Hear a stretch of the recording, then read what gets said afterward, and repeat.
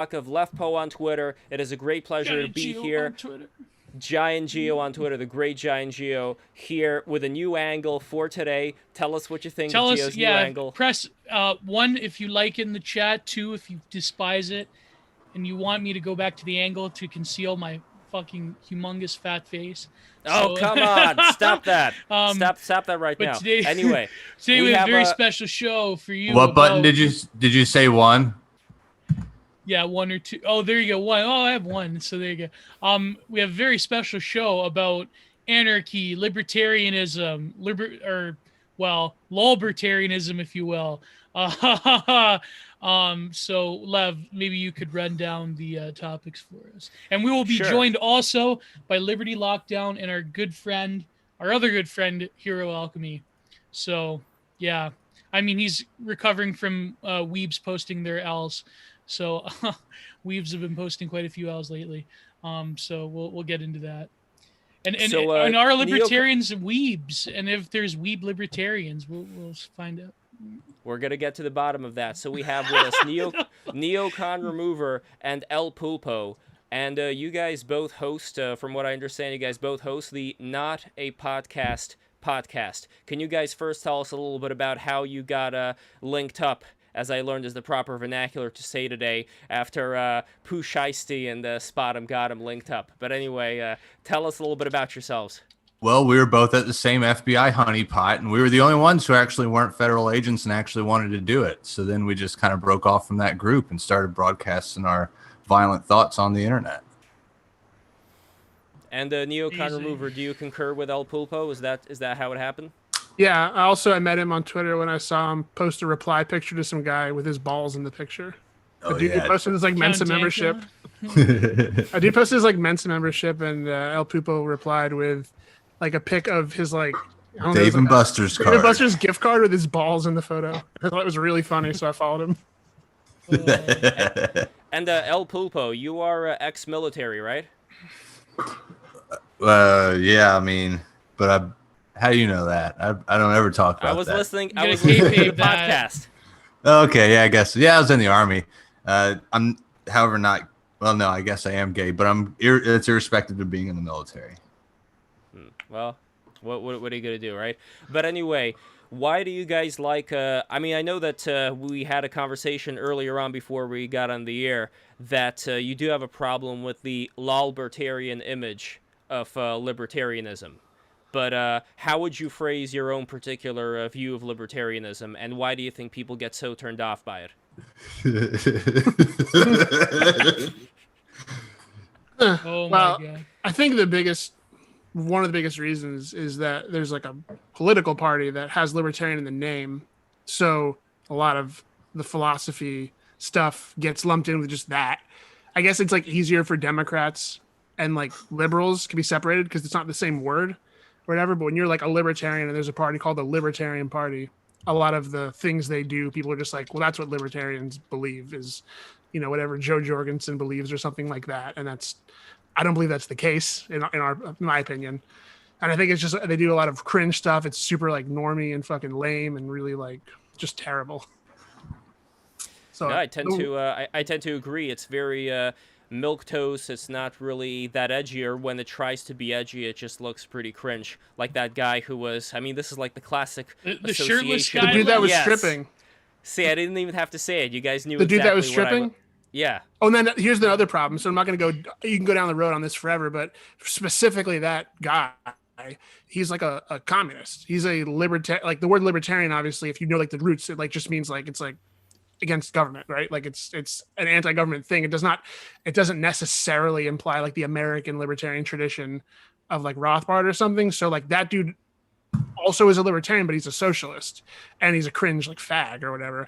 My point is, well, wait, we have to avoid the F slur here. Yes, algorithms. We're on Twitch. We personally do not care. He said a PH word. He didn't say an F word. His was PH. I didn't know that. To be fair. So yeah. good. Well, no. I can fix it. The thing is, we don't care. It's just YouTube, Yeah. No, I got it. But my point is, I mean, so But we've been okay retard so is far. perfectly fine. We say that 10 times Yes. a Okay, minute on good. the BTR. So yeah, that dude's like a retard, and my point is, he's an F-slur retard. so he may be like against the state and all this, but he's cringe. He's it's not a good look. It's just bad optics. It's Very bad completely lame, optics. and we don't probably agree on like a lot of stuff. But that word applies to him. I don't think that same Oh, word by should the way, apply to me. speak of the devil, Liberty Lockdown, welcome. Great to see you again, buddy. Thank you. I'm so happy to be joining you guys along with the great neocon remover. Absolutely. So, no, actually, who we were talking about before was the shirtless guy who was tripping at the Libertarian Convention. So is he like a libertarian socialist, like of the Noam Chomsky variety? Is that what he's a syndicalist, in other words? Or I don't know his whole deal, but I know there's like a Libertarian Party, like socialist caucus or some shit. I think he's like in that, but that's the whole problem is like in the Libertarian Party, there's like socialist caucuses. There's, I mean, think about it this way. It's basically like having like a pro-state party, and that just advocates for some sort of statism, and they all were under one umbrella, but they all want different things, right? Like there's totally different things. It's like the same thing with a Libertarian Party. It's not a great definition of what you believe. So just that label applied to someone, it doesn't tell you a whole lot. But because the most popular version is like completely this like cringe neo-lib fucking like woke identity politics, libertarianism, like it's not a good look to call yourself libertarian, because if you have a very like cursory level of knowledge, like that's what people I think go to who aren't familiar with more radical libertarianism stuff, and I just don't think it's like the best word. Now, Liberty, would you concur with that statement? I actually don't agree that the mainstream analysis or assessment of libertarianism will automatically shift to this SJW wing. I think that's a relatively new development. I mean, the Ron Paul movement is more aligned with what neocon remover and myself would probably agree with. So yeah, but that's like dead and gone though. So I'm saying the term is, I feel like it loses utility when you're talking to normal people. I guess my point is that I'm not allowing it to die. I am retaining that definition, because I think that's what the movement at its heart is actually all about. I think the argument goes that no, just really quickly that what would you two say to the argument that anarchists make that libertarian, at least in the old world context, always meant sort of like the libertarian left, which is syndicalism or some form of like mutualist anarchism, Kropotkin stuff. And in the American context, it's like what we mean is like Ron Paul, like libertarian capitalist, if you will. Like, what would you say to that? And I would say that closer to the mic. I would say gay sir. used to mean happy. You want me to go around calling you gay? Well, unironically, a great point. Which is why I'm okay to abandon the label, by the way, because labels change meaning over time, and I think that's like a great example of why I think it's run its course on the term, and it's just easier to abandon it. But I know you disagree, probably Liberty Lockdown. I do. I disagree. I think that the majority of people that classify themselves as libertarian still align with the Ron Paul movement, and I am going to fight for those people for the foreseeable future. Now, I will grant you this: if we end up with some milquetoast bullshit, watered down trash libertarian candidate in 2024, I will abandon the party forevermore. But I do not think that's going to happen, and that for that reason alone, I'm going to ride with the Mecox and see if we can fucking turn this thing around just one last time. I like the rhyme, by the way, when you said that, Liberty. That was nice. I don't know if that was intentional or not, but he's a natural rapper. So yeah, a little bit. Excellent. Oh, and by the way, I want to do a shout out to Alexander Polyakov. You've been here this whole time. You are right in the middle of this donut, of this, I don't know what to call it, but yes. Can I just say, I got all dressed up just for you guys, just to go on this. Hey, can you set me up with one of like your hot model friends? You know. And he's like, no, join the Discord server instead. And here I am.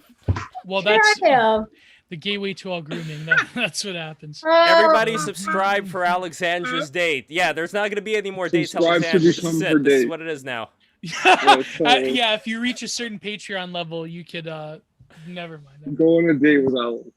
Yeah, seriously, like it's so cute. This dress is like, it's vintage. It's vintage. Like, well, now we've just turned into we're streaming on Twitch, aren't we, Lev? So that's probably yes, we are. We just we need to get Alexandra one of those kiddie pools that Yeah. Oh man. Sign in the back. Yeah. Sign in the back. Yeah. And we also got All right. Remus joining us as well, aka Calth Respector. Great to see you again, brother. Hello. So we were talking about libertarianism, and I wanted to before we get back to the remover of neocons and El Pulpo, I wanted to ask Alexander's opinion of libertarianism, just like not the milquetoast kind, but like the one that I guess would stay true to its roots, and Remus as well, and what problems you may have with that, so we could actually go in and get to the nitty-gritty here. So, Alexander, go first, my friend. Thank you. Okay, so I took a political where is your political affiliation? Test, and it told me I'm a libertarian socialist, which I thought were like diametrically opposed, but apparently you can match the words together and get me. And yeah, that it actually does describe my politics to a T. I'm very socially liberal. I'm very much like on the side of like, peace over war, populism over, whatever the opposite of populism. I don't know. Honestly, I'm not the most like politically literate person on earth. I'm more of a dilettante. I know a little about a lot of things, but I also know that libertarianism in the States and libertarianism in Europe, I think we were just talking about that, they're actually like different things. And libertarian in the States is very much like, we want guns available, we want drugs to be available, and we want government to be limited as possible, especially like a lot, like, I don't know if libertarians are particularly attached to the idea of like a free market the way that neocons are, but I would assume so. There's some overlap. And I don't know. I mean, American politics in general are kind of screwy.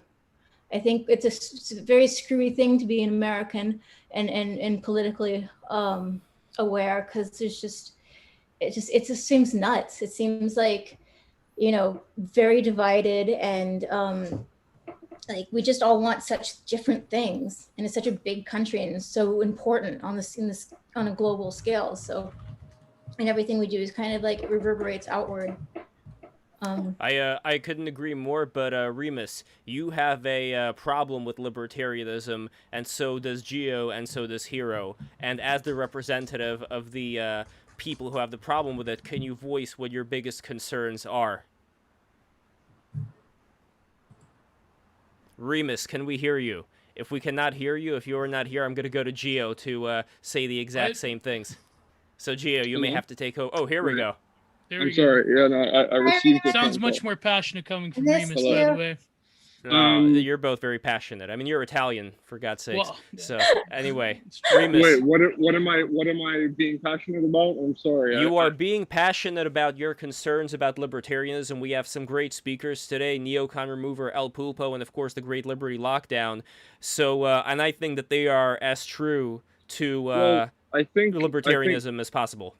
I think, you guys probably did this sort of defining of what that means to you before I got here, which is, it kind of lends itself to this conversation. But I will say that I think the whole, the non-aggression principle in its basis is, I guess, emotionally compelling, but it doesn't really make sense from the perspective of engaging in something that has a potential for violence. Like, you can't just wait for them to do something in most cases, or not react until you are forced to react. That's a great way to get, if the person has enough malevolence, and this concept works in the micro and the macro.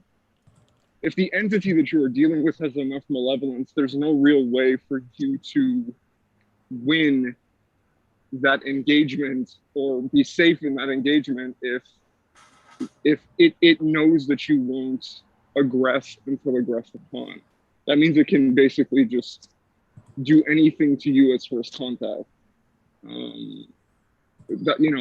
are many people that I know that sort of take the non-aggression principle very seriously, and they sort of think, like, no, you can't do that, right? But who's snoring? Yeah, who is that? Is that El Pulpo or Neocon Remover? I don't think it's Liberty Lockdown, although you never know. Okay, well, listen, this is how I'll frame it. if you allow me to hit you first without reacting, I'm not going to allow you to react.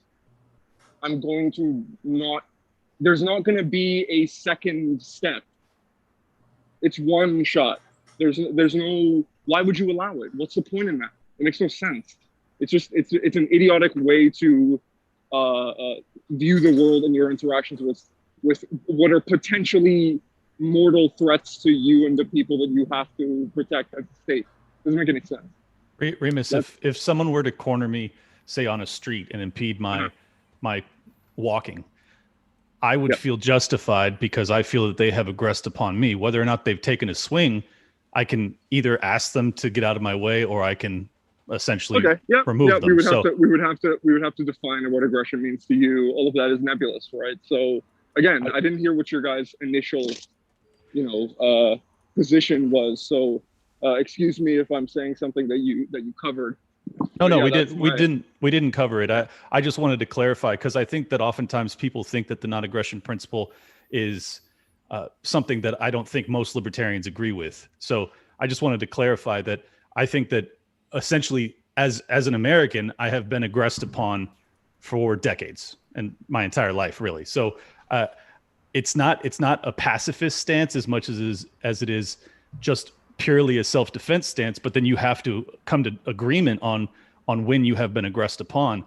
I don't know what neocon remover and El Pulpo's definition of when that line was crossed, but I think most libertarians feel that we have certainly been aggressed upon via theft, via all sorts of things, red flag laws, and all sorts of infringements on our rights, which we do value. So, what do you guys think? Well, I think that's fair to say. I think. Well, I want to also get to the response from Neocon Remover and El Pulpo. Oh, yeah. But real quick, Remus, if you want to add anything to that before they respond, go for it, buddy. No, I do think if you broaden your horizon of what aggression means, then this can work. Outside of like purists, that just seems completely idiotic to me. And yeah, I'm glad to hear that it's not a large faction. But go ahead. Neocon Remover or El Pulpo, who would like to respond? You take it first, Sam. You haven't talked as much. I mean, I don't know, dog. I just I don't like the government, dude. I think it's simple as that. I don't care about aggressing first. That's shit you got to deal with every day anyway, regardless of government. I just hate government doing shit, dude. So, and if you like them doing shit, okay, but what are you gonna do? Like, that's my point. Is how are you gonna do anything about it? What do you mean? How am I gonna do anything about it? How are you gonna stop the government from impinging upon your rights? Because they've done it forever and will continue to do so against your consent. You currently do not want them to. They're doing it anyway, blatantly, in your face. They're kind of even mocking you about it. You know what I mean? Like there's that level of sort of disdain for the public's quote unquote inalienable rights, right? So what are you gonna do, right? Like how does that? Are you asking for advice? No, I'm not asking for advice. Well, I'm asking. The source of rights in general that the government's aggrieving against, like what would be the? I mean, there's so many answers in libertarianism or any ideology, but what are these even notions of human rights to begin with that the government should not infringe upon? Is there some sort of metaphysical source? I mean, it's debatable in the American Constitution whether it's a metaphysical source or not. I mean, certainly some of the founders at least believe so. But what would be the general libertarian, like the American libertarian response to where do rights even come from in general? So yeah.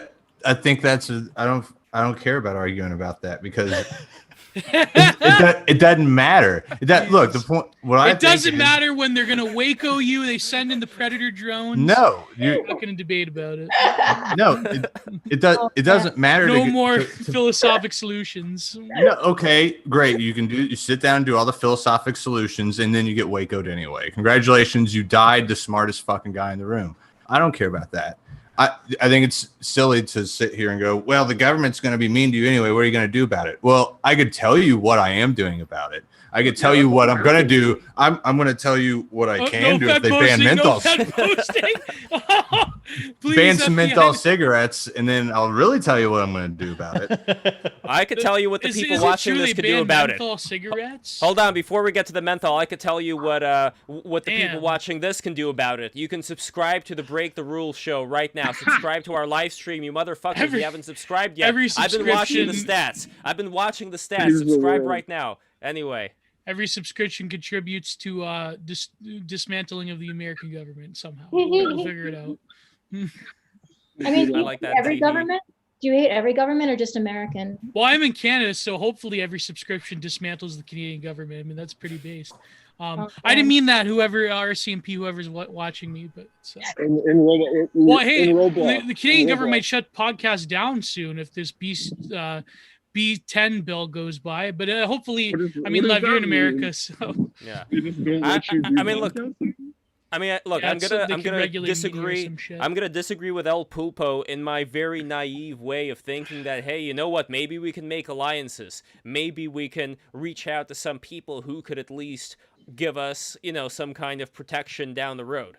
I don't think that's necessarily a bad thing to do. Like, look at Dave Smith, for instance. Dave Smith is running for president now. Is that correct, Liberty? Is he running for president? He hasn't overtly declared, but he has floated it strongly enough. I think it's all but a given, yes. Yeah, there we go. I mean, I don't know how that's going to work out. I don't think he's going to wind up being... look, I'm not gonna cast shade because I like Dave Smith. I think he's a very interesting guy. But as far as getting these alliances going, maybe we could even what's just wrong talk with that? about the Libertarian Party in general, or rather, you should do almost like the, I'm the sorry, Donald Trump thing of like going in the Republican Party, because I mean, let's face it, in America at least, a third party has no chance in hell. But whether the Libertarian Party itself is irrelevant or not. Let me answer real quick as to where our rights are derived, because I think that I'll give more of a philosophical answer than El Pulpo, even though I love his fucking attitude, and I don't think you need philosophy to really justify the libertarian stance personally. My belief is that whether you think that our rights came from God or that we have rights because we wrote them on a piece of paper, ultimately the only rights you have are the ones that you're willing to fight and die for. And I believe that that's the case, that we only have the right to speech and guns and everything else because we're willing to fight for them and we're not willing to accept the government removing them. So if you need a belief in God to be willing to sacrifice yourself to maintain those rights, then so be it. And if not, then whatever philosophy you're utilizing to try and defend those rights, I think is it better be bigger than yourself, because you're up against a really daunting foe and the largest government in the history of the world. NCR, what do you think, man? I'm curious if you have. I know you're not much for the philosophy side either, but I would like to know what you think. Oh, thanks for saying that about me. That's funny. Libertarianism will never work. Just get a few of them in a room and see what happens. I love these guys. I'm not throwing shade. Yeah, no, I love Liberty Lockdown. He's cool. I consider myself more of like a Hoppian, so I derive rights from property from argumentation ethics. It's kind of how I derive property rights, and that's what I believe. That's what I believe everything is based on, is private property. And I don't care about the Libertarian Party like at all. I just to clarify with Call Respecter, who came in late. I'm opposed. That was my fault, by the way. I forgot to send the thing in time. It's okay. I just don't. I don't care about the Libertarian Party at all, and I don't think it's a useful tool at all. And I'm opposed to it in general. What do you mean by argumentation ethics? Yes, if people who don't know. Yeah, I don't know what the fuck that is. So. Explain it to me. It's like right now, or I'll kill you. Don't bullshit me. Yeah. No, it comes from Hans Hermann Hoppe, right? It comes from his. That's correct. It's like a logical, like a deduction based on like an a priori stance of you being able to own yourself and how you can Oh, so you're your own property, and that's why you're able to homestead. Yeah, you're able to homestead property because you own yourself. Do you have like And- a property aura? Like the place where you are is yours? Is that how? If no one Well, owns it's it, basically that in argumentation you're advancing and you're using scarce resources that you have a monopoly control over to propose a alternative property situation. So you're using private property to propose against private property is basically why it's a contradiction, to prove that the only non-contradictory thing to argue is for private property. It's kind of like, yeah, I'm getting some like latent, Kantianism here in that It is for ex- Kantian. It's for where ex- Hoppe got it through. yeah, like for example, where Kant says, well, you can't have a universal law based on stealing, then everyone would be stealing, then it wouldn't be stealing. It's sort of like this logical contradiction. It's sort of like the unmoved mover, right? So I think that's what Hoppe is saying, is that you can't aggrieve against your own personal. I mean, people who are weirdos. The other stream we were talking about BDSM. I mean, my God, but people can't aggrieve over their own sense of latent property, because that's just a contradiction in terms. It's like, what am I going to do? Remove the property of myself? Might as well just take a gun and just end it all, right? Like it's sort of like that weird thing of like, you are property, and therefore would you aggrieve against your own self as property? So that's I kind don't of agree that you're property, you're someone. because Speak what's louder. the basis That's of not the property, same right? thing. Like it's Yeah, sure. I'm not gonna get us yeah. stuck in the mud here. I don't care enough to have this It's argument. basically like, by arguing in general, Okay. you're demonstrating your preference for peace over violence, because you're using a peaceful method to communicate and change someone's mind, versus like putting a gun to their head and telling them they have to think this or that. You're trying to Okay. argue. So by the process itself is demonstrating your belief in controlling your own self, and that I have agency over my own self, and you're using your agency to try to convince me. But when you propose anything other than a private property, like social order, you're being contradictory, because then you're saying we should have a situation where things aren't based on private property. Like if you argue anything other than that, does that make sense? But you're like, the method you're using assumes self-ownership. But what would Okay. you say then to communists, like in the Hoppian view, that would say that private property is just a spook produced by the bourgeois capital owners, that private property is a tool of enslavement in some ways? I don't know. I mean, you could try to. Well, You I would don't just really fire up the helicopter.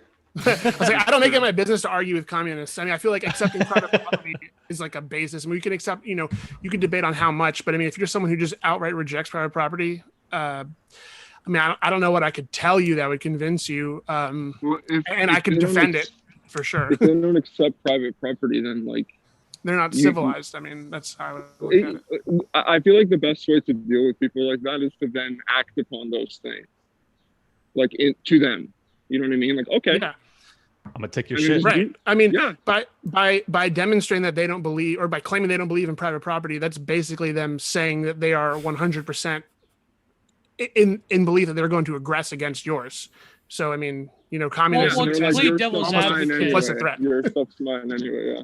To Yeah, play okay, I devil's understand advocate, what they would say that, well, there's personal property that you have, but private property is a creation of capital and resource surplus value that's then exploited by the workers. Oh, blah, so blah, blah. what So they do is that's- they do the thing. But where what's they do personal Yeah, they're property like, then? well, we're not going to Contact. gulag you and take your house. I mean, we're not going to do that.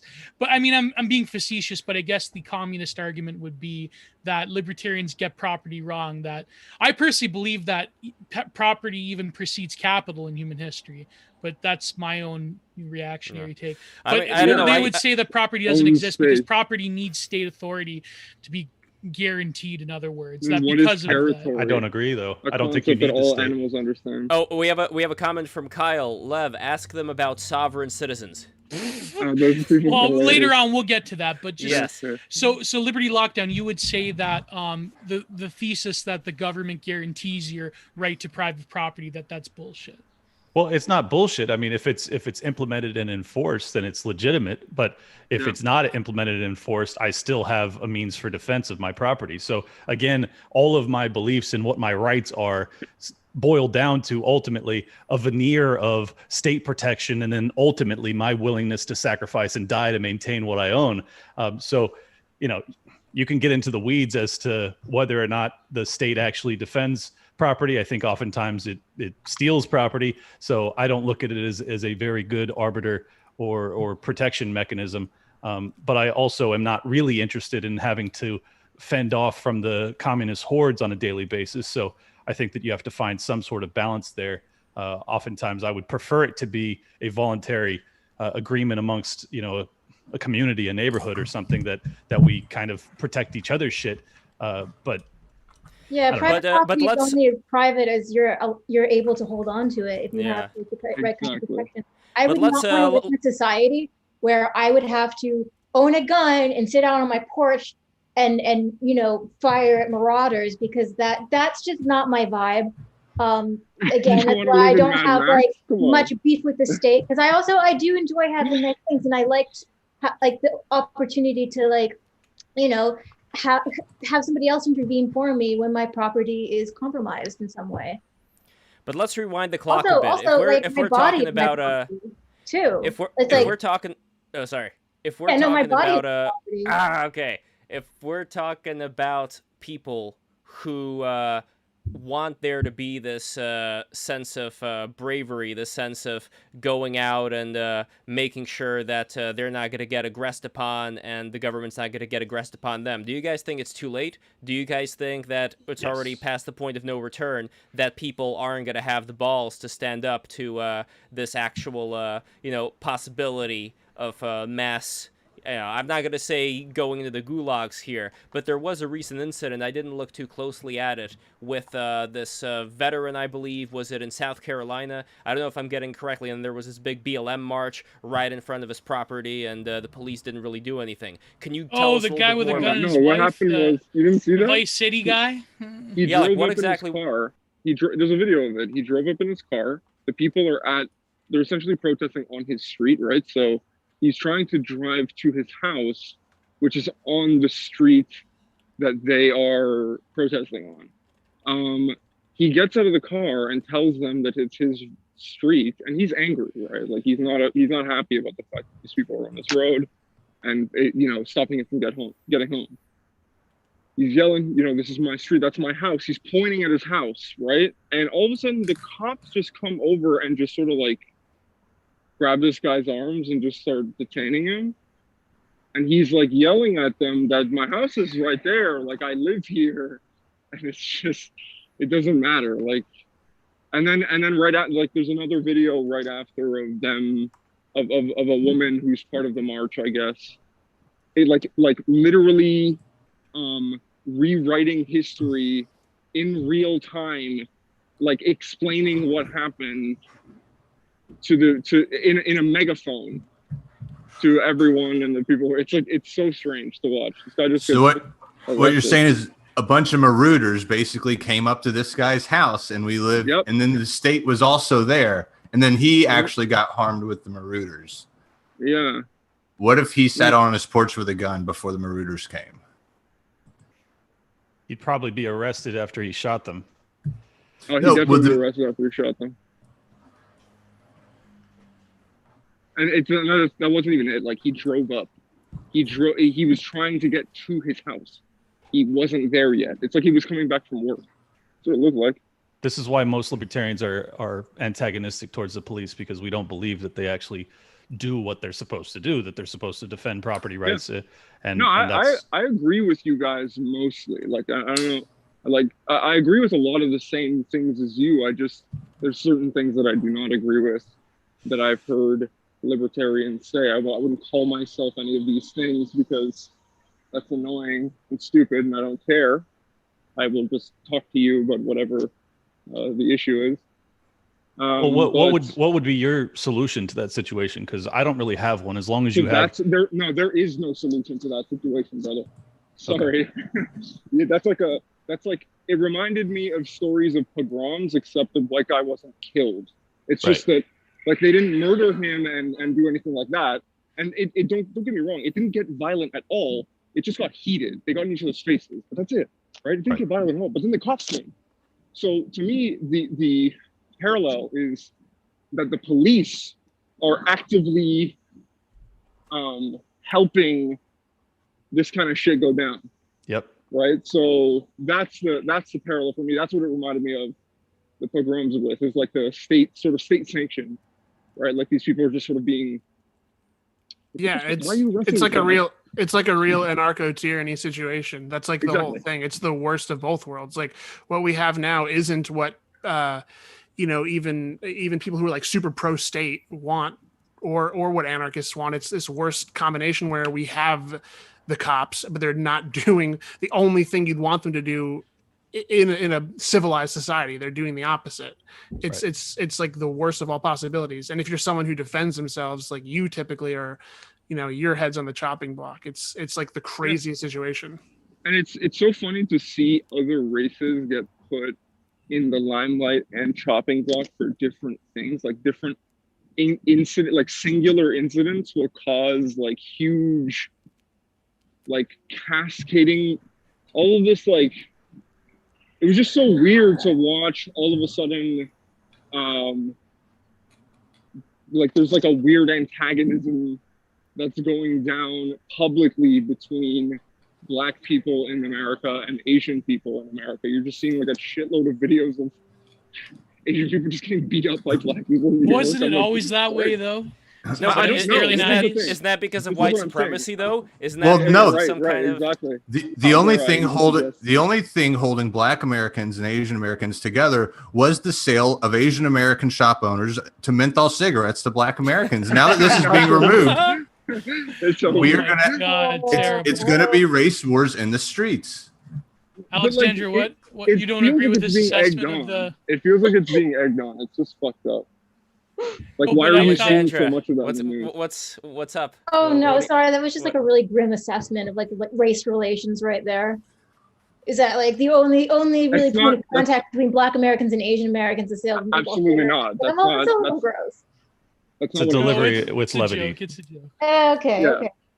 No, but I think it is true that the only what I'm talking it's perceived as a class issue between like Asian store owners and Well, of course, like the LA riots when they looted Asian stores, like and the they had like what was it, roof Asians, where they just like fucking had Asians. But they said that was that's the breakdown of society right there. That would be what it would look like. But they say that there wasn't like so much of a racial antagonism. At least that's what the Koreans said. It was more so that the police like basically left to protect like rich people. Yeah. Well, that's what the police do. That's how it always is. It's how it always is. So the Koreans, they were left to their own devices more or less. Like the cops didn't give a fuck about them or the Black people. So salient point. Yeah, what I'm saying also is not that's what race relations are. What I'm saying is that's what there's a weird surge of news coverage of these things. Like when that's probably been happening for years, shit like that, and it's never emblazoned across social media as like a look at this other case of Asian hate. Asian. It was just weird. It was strange that just became like a new category now, and then also fell away just as quickly.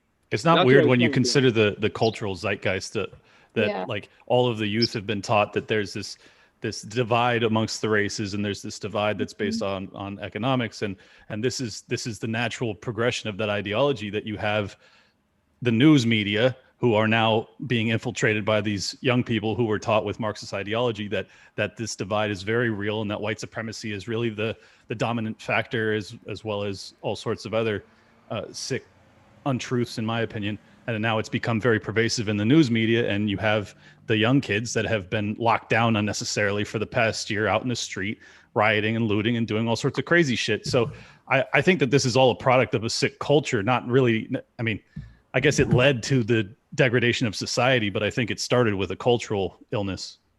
Well, even before that, though, I mean, I mean, we could talk about slavery, we could talk about Jim Crow, all that stuff, and you could say that I know that we had, let's say, Thomas Sowell. He was making the points about how after the Civil War, black people pretty quickly started to build up their communities and all that good stuff and started getting a lot of jobs. But the problem is still that despite all that, my concern is that you still ended up building years of resentment, and that resentment turned into having, like, you could say, an enemy class within your borders, and add on top of that all the hate that the media ends up spewing with all their division. It's like they're lighting this fire, but it doesn't mean that these sticks of dynamite weren't there to begin with. They were. And the question is, how do we undynamite those sticks of dynamite? Because if we're saying that, we just have to stop the media from saying what it says, well, I don't think that's possible, because that's the nature of the media all the time. That's the way it always was. Well, so Lev, how do we fix that? And who owns the media? Oh, God damn it. Lev, never mind. I'm genuinely asking. I never looked into it. Yeah. No. Here's the funny thing. By the way, apart from the joke, a Russian, yes. Lev is Russian seriously, Jew himself. I am a Russian Jew. No, and this is what I got to say about this. There are a lot. Okay, there are a lot of them, but they're by and large owned by. How many corporations? It used to be 5 corporations in America. Now it's 4 corporations in America because of Disney that has acquired a lot of. Yes. It's like 4 corporations in America. But Emo Hoppy. Oh my God. Does he physically remove himself then? Emo Hoppy. I just want to go on the record to say real quick for all the newcomers who are here, Gio is right. I am a Russian Jew. And only this half. Russian Jew, the this good Russian side Jew, as to quote Lordy. Goodfellas, the good side. Yes. Yes. No, So, but hold on. Point. Before we get to Emo Hoppy, I just want to say that there's no getting away from it. As a Russian Jew, I would have no place, nor would I want to have a place in any of these woke publications that are pushing the kind of things that they are pushing. They would not want me there, and I would not want to be there, nor would other Jewish people who think like I do. So this whole, you know what I mean? Like, I just want to get that out there for all those who, It's what I gotta do. Lev, Lev was assigned to me to subvert the reactionary white nationalist movement. No, I'm kidding. I'm not a white nationalist. I'm an Italian. Well, I guess I'm a black nationalist as an Italian. So, but Emo Hoppian said a great point, which is Murray Rothbard specifically says that people are born into cultures, races, and religions, and these things do matter. He did, if I recall that, he said that in his later writings. I believe after Man, Economy, and State, but he very much was almost like there was some reactionary tendencies in Rothbard near the end of his life. He would, I think maybe even Moldbug touched upon it way back in the unqualified reservation days. But so ostensibly one of the libertarian figures, at least in America, is saying that race and culture and religion do matter. So this whole, maybe let me ask the panelists, what do you think of the libertarian party, like Austin Peterson libertarianism of total moral nihilism and total lack of identity is perfectly fine, and whether that's the difference between that and neoliberalism? What do you think of those libertarians that say that these differences don't really matter? And I think they're disconnected from reality. I mean, obviously culture matters. So you can, whether it matters to you personally in your own life, I think is a different debate. And that's probably where Austin's coming from, is that he doesn't care where you're from. As long as you have similar principles to him, he'll get along with you. I feel the same way personally, but that's totally disconnected from a huge swath of this country that very much formulates their ideas and their identity based off of their identity and their culture. So I'll also say that I strongly disagree with Austin Peterson when it comes to nuking Hiroshima and Nagasaki. So we have our areas of disagreement beyond that topic. And neocon remover, what do you think? Yeah, I mean, I agree with Murray Rothbard, of course, on that, especially on that point. It's a point that a lot of, I would say most libertarians aren't good on. And especially when you ask about the party or Austin Peterson, I mean, I hate to reiterate it, but I guess it's why I was so opposed to the term in general, using it on myself, because these are people I just don't identify with and I don't think like. I think more like Papa and maybe Moldbug and stuff like that than the American Libertarian Party in general, especially when it comes to issues of culture, race, identity, all that stuff. So you're I a think Moldbug Rothbard's stan, right. I wouldn't say a stand because I also don't like reading, and I think being an intellectual is kind of gay. But, fair enough. Yeah, books suck. I mean, I don't know if you ever listened to our podcast, me and Pulpo's podcast, but it's not the most intellectual show, to say the least. Well, You're that's like, why come it's to so our- refreshing. Because like it's not that. like people are trying hard to be intellectual. You guys are just fucking By the around way- and it's enjoyable to listen to. And by by the the way, way, for those who don't know speaking of- what that oh, is, sorry, not a podcast. That is where you have to go and catch their show on Spotify. And is it on Speaking other of places as well? Moldbug Lev, Here we go. I just finished today watching the Alex Kashuda interview. Our good friend Alex Kashuda, go to Subversive Podcast. She recently had 2 hours of Moldbug. I mean, it's covering a lot of the same stuff, but Moldbug generally, I think he's more, believe it or not, more of a having read a lot of his writing, he's a better speaker than a writer. Put it that way. Not that he's a terrible writer, but he's great in terms of ideas. But in terms of like 5,000 word blog posts, it's a steep hill to climb. Now, would you guys then agree that a good system would be one where if people want to be in whatever culture they grew up in or they want to keep being a part of, then there shouldn't be anything to tear them away from that, and having these distinct cultures should be encouraged, while at the same time... say that again? I said I couldn't agree more, but I thought you were done. Sorry, keep going. Oh, no. Well, and at the same time, like I said on the first Owen Cyclops podcast that we had, at the same time, there would be, let's say, certain cultural, civilizational centers where you would get kind of like, like all the scientists and philosophers and yada yada, like where you would get people coming in there being specialists, being people who, care about, I don't know, like I always bring up Verse Laloon's dad for some reason. I don't know why. But for those who don't know, Verse Laloon, great friend of the show, his dad's a dancer, like a very professional dancer. And I'm sure that in his troupe of dancers that he encountered when he first went to New York City, there were people from all over. Same thing with me in animation. There were people from all over. We got together based on something that we enjoyed doing, something that we cared about, while at the same time, like, why not just have that and also have these distinct groups? But I would add one more thing to it, because, look, I'll be honest with you. I like what's happening, let's say, with the Mormons and what's happening with, the Mennonites or the Amish. But then if we have groups coming in that no assimilation whatsoever, let's say, for example, theoretically, if we had the Indians back from, like, before the British went to India, who were sacrificing, according to their religion, they were sacrificing the widows after the husband died. If we would have breakaway societies that would keep widow burning going, would that be something that you would intervene on, or would that be something that you would say, you know what, they are their own society, let them burn the widows? Like, yeah, the second one. Widows, The second one for sure, because I don't I'm not a give a fucking shit. interventionist, and it's not my duty to fucking police the world. We're Oh, not he's- talking he's about implying policing the that if world. it was in We're your not talking about backyard, though. Yeah, well, close to the backyard. Basically, if they were It depends on in how the close city, it was. Yeah. No, but see, this is also important because there would still be certain places where cultures are going to meet up, and there's going to be a cultural clash, whether you like it or not, when it comes to these different customs being, like not just in the distinct areas, but also going into these places where they all mingle. So I still think there should be a certain, I don't know what you call it, like a certain threshold that cultures should meet when they're going to be in a country that would have a certain level of civilization. Would that be, is that a controversial statement? What do you mean by threshold?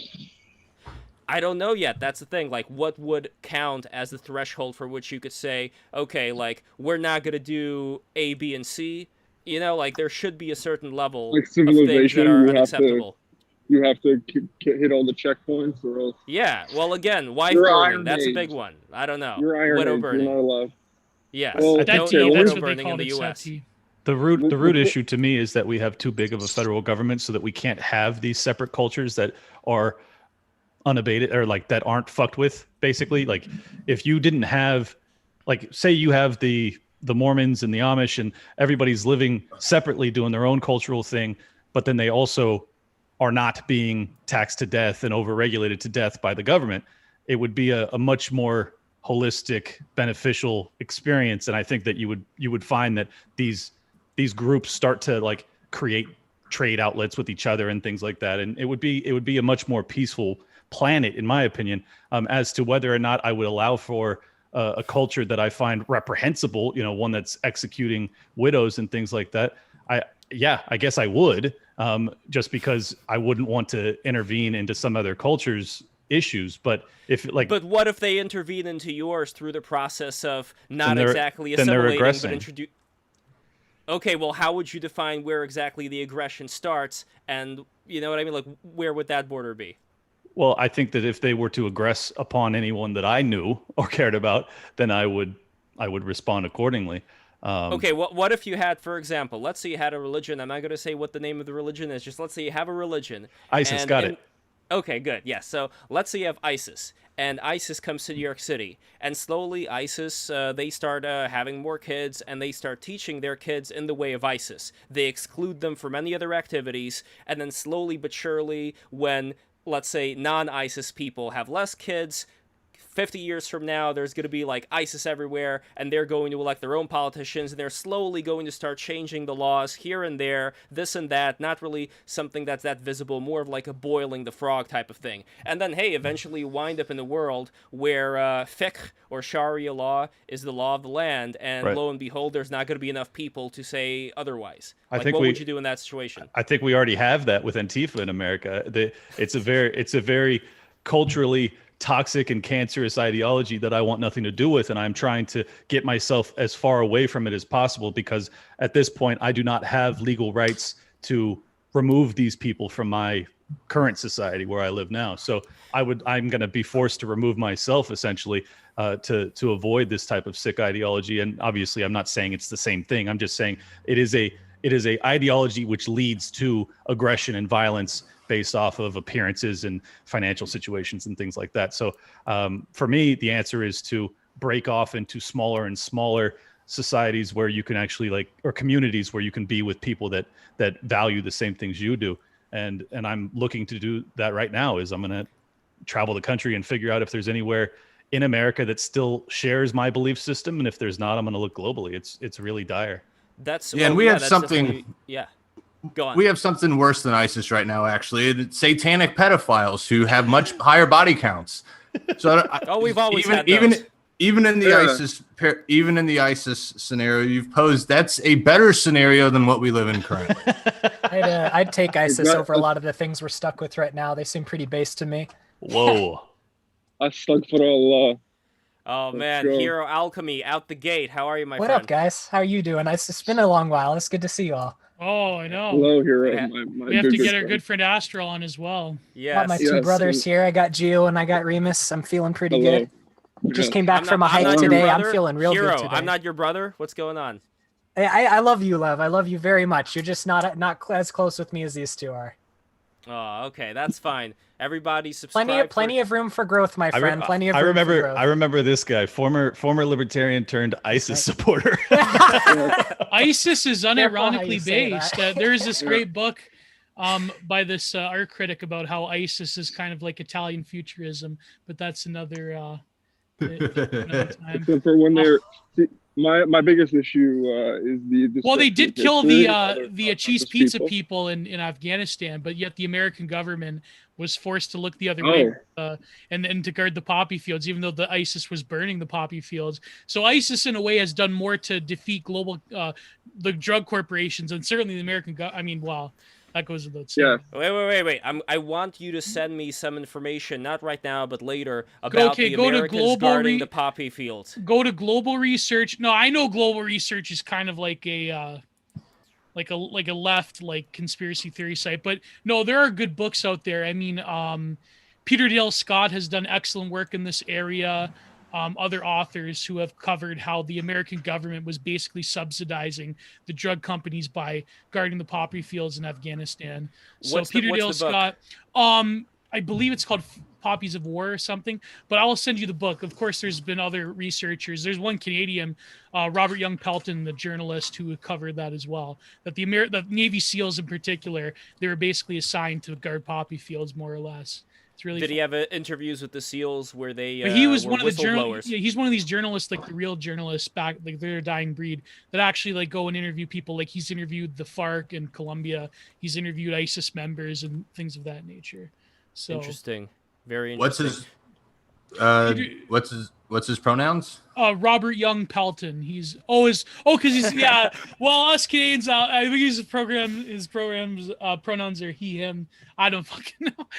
That's a good one. The FBI, the Canadian FBI is going to. Gio's going to wear the Hezbollah. Yeah, Hezbollah is based. They protected both Christians and other Muslims against the invading force of Israel. So if you read I actually have their book. Lordy. I have one of the shelves behind me. I actually have the Hezbollah. Their philosophy of life. It's a based integralist state for Muslims instead of Catholics. So I think every good Catholic in America should be reading about Hezbollah. I'm only half joking. Hero, you are not the biggest fan of libertarianism today. We covered some of these topics before you were here, but now that you are here, I want you to lay the smack down. I want this purple-haired anime girl to lay the smack down on Liberty Lockdown, make him say uncle, as well as remove Neocon Remover's head, ISIS style, and come on now. Fling the cigarette out of El Pulpo's bill. I genuinely think libertarians are probably some of the best people to understand what I'm saying at some point. They'll come around to it eventually, is what I'm saying. I just think the current ideologies that a lot of them hold are really abhorrent. I don't have a problem with you guys. Y'all are okay. I like liberty. But well, what are you so we can insult you? You can, I don't know, man. You can call me anything. I'm some level of authoritarian. You could say a fascist if you want. I don't really care. Whatever you guys would like. Lev, what do you want me to go in on? You gotta give me a topic here. I will give you a topic. So before we were talking with Liberty Lockdown about what step is left now to go for, and Liberty, your step is basically aligning yourself with the right people, physically removing yourself from the scenarios that you see as being not as favorable for the state of liberty. Now, that's happening right now, and we could say, okay, maybe this is the only thing that's left. But, years from now, decades from now, if this whole thing comes crumbling down, which I don't think it will, but let's say if it will, then as far as starting over again, as far as making new institutions that would prevent certain things that have come around from being as strong, I don't think it'll ever be possible to eliminate the problem. I think the problem, just like that dwarf of ignorance that Shiva is stomping with his foot while he's dancing in that symbol. You know the one I'm talking about. I'll post a picture of it later. But anyway, like that dwarf that's supposed to symbolize ignorance in Hinduism, I love how Ivan's is going are always going to be around. They're always going to be around. You're always going to have communists coming out of the seams. You're always going to have SJWs, whatever. It's always going to happen in the society that gets technologically advanced. So my question to you is, if you were to not start over from scratch, but if you were to make new institutions, if you were to become the elite, what would you do to make sure that these dwarves of ignorance don't gain as much power as they have gained right now? And look at Ivan in the chat. Just anime fascism, a man of culture, I see. Of course. And of course. Who's coping harder, fascists or libertarians? No, I think we're all is completely untenable with the current climate. I'm just saying, if you want an easy tag to throw on me, you could do that if you want. I'm not going to be offended by that. I don't know. Honestly, Hero, I think we have. This isn't talking down to you. I mean, I had this conversation before. Basically, I think that all of us, no matter how old we are still learning. We are still students. So this idea that you would put yourself in the position and say, I am this, I am that, it's like, for now, but that may change. I think we all still have more learning to do, but be that as it may, if you were the elite, if you were the crown prince, if someone were to put a crown on that purple head of yours, then what would you do? What would I? That's a tricky question. I think this is kind of under the assumption that we're trying to save the current world order as it is. Is it not? Yes. Yes. Okay.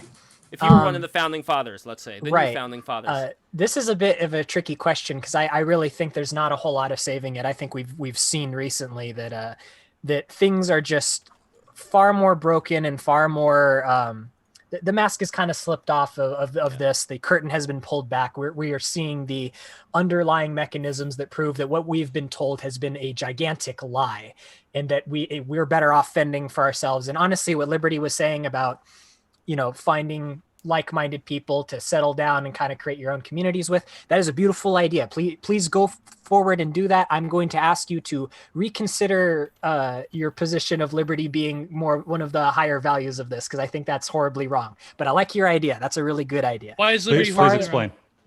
Why is it what? Sorry. Explain.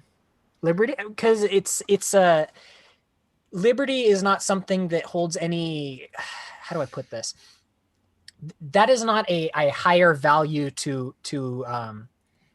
attain. It's what we consider freedom. The framework that we consider freedom under nowadays is very far removed from any true or meaningful sense of freeness of being man. We're consumed with the idea of what things we can buy, what things we can consume. We're not thinking of am I free to build a family? Am I free to practice my faith? Am I free to be able to work? Am I free from the oppression of insane technologies enforcing their will on me? Am I free from the currents of the modern world and the horrors that they impose on all of us? These are not things that typically come to mind when we talk about freedom. We talk about the markets, about war, about all these other things. There's no sense of family and communal culture when we talk about these things. So I find that it's just really that's a wild mischaracterization of the kind of libertarianism that me and almost anyone I associate with talks about. I mean, any kind of right libertarian, Hoppian social order, it's all we talk about is the importance of culture, family, values, higher orders than just pure freedom or libertinism. Talking about I also think order and tradition and look at this chat security. I mean, I'm not saying that there aren't libertarians who don't talk about that, by the way, because that seems to be the dominant discourse of it, though. And you're right, there are right libertarians that think like that, but I don't think there's any mechanism under a system that values quote unquote freedom to achieve any of these things. I think that they're just like far-fetched really daydreams that will never manifest because you give up your own power to achieve any of these things. But let me ask to NCR and Liberty Lockdown and then Hero, can we say that when it comes to libertarianism in its current, maybe not popular perception, but like say within libertarian circles, is it still around, or do you notice that all of the serious ones sort of move farther right and the distinction between libertarianism and conservatism is almost meaningless? Or would you say that there's still a strong distinction, or has there been like a shift towards like, I don't know, the Kathy Riesowitz, like they might as well just be shitlibs sort of deal? Fuck. Like, do you think that the whole distinction of libertarian and conservative is even meaningful nowadays? Oh, I think it's very meaningful, particularly because we still, for the most part, don't want the state involved with criminalizing morality in the sense of the drug laws and things like that, and prostitution laws, even though I know NCR and El Pulpo may have a difference of opinion, but I don't think so. I think the problem is that oftentimes libertarian ideology gets swept up in this, like, because we don't want it criminalized, we are endorsing it, which is completely counter to most of the libertarians that I run with. You don't want to endorse it. Yeah, we're not endorsing it. We just don't want it to be criminalized. And I think that's a distinction that's very important. But for some reason, people struggle with that very minor nuance, which is that, yeah, I don't advise anybody to be doing these things. But at the same time, I don't want you to be put in a fucking cage for it. So I think that's still a very meaningful difference between libertarians and conservatives.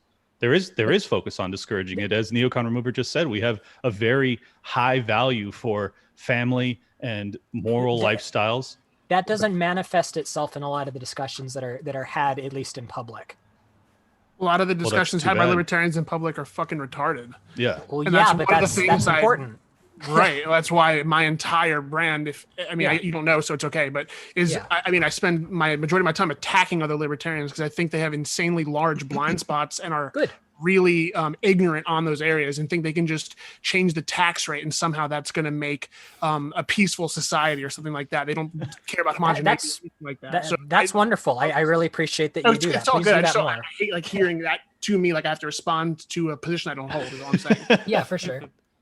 Yeah, I think that you are interacting with three of the more culturally conservative libertarians, so you're going to have a pretty different outlet or a different outlook than if you were to talk to like Kathy, like you brought up. For sure. There are left-leaning libertarians that are just like, they're libertine and they want people to just, they want polyamory and they don't care about raising kids. Exactly. And,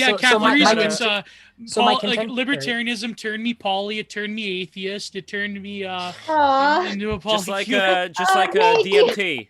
Just like DMT, right? Settle down, Alexandra.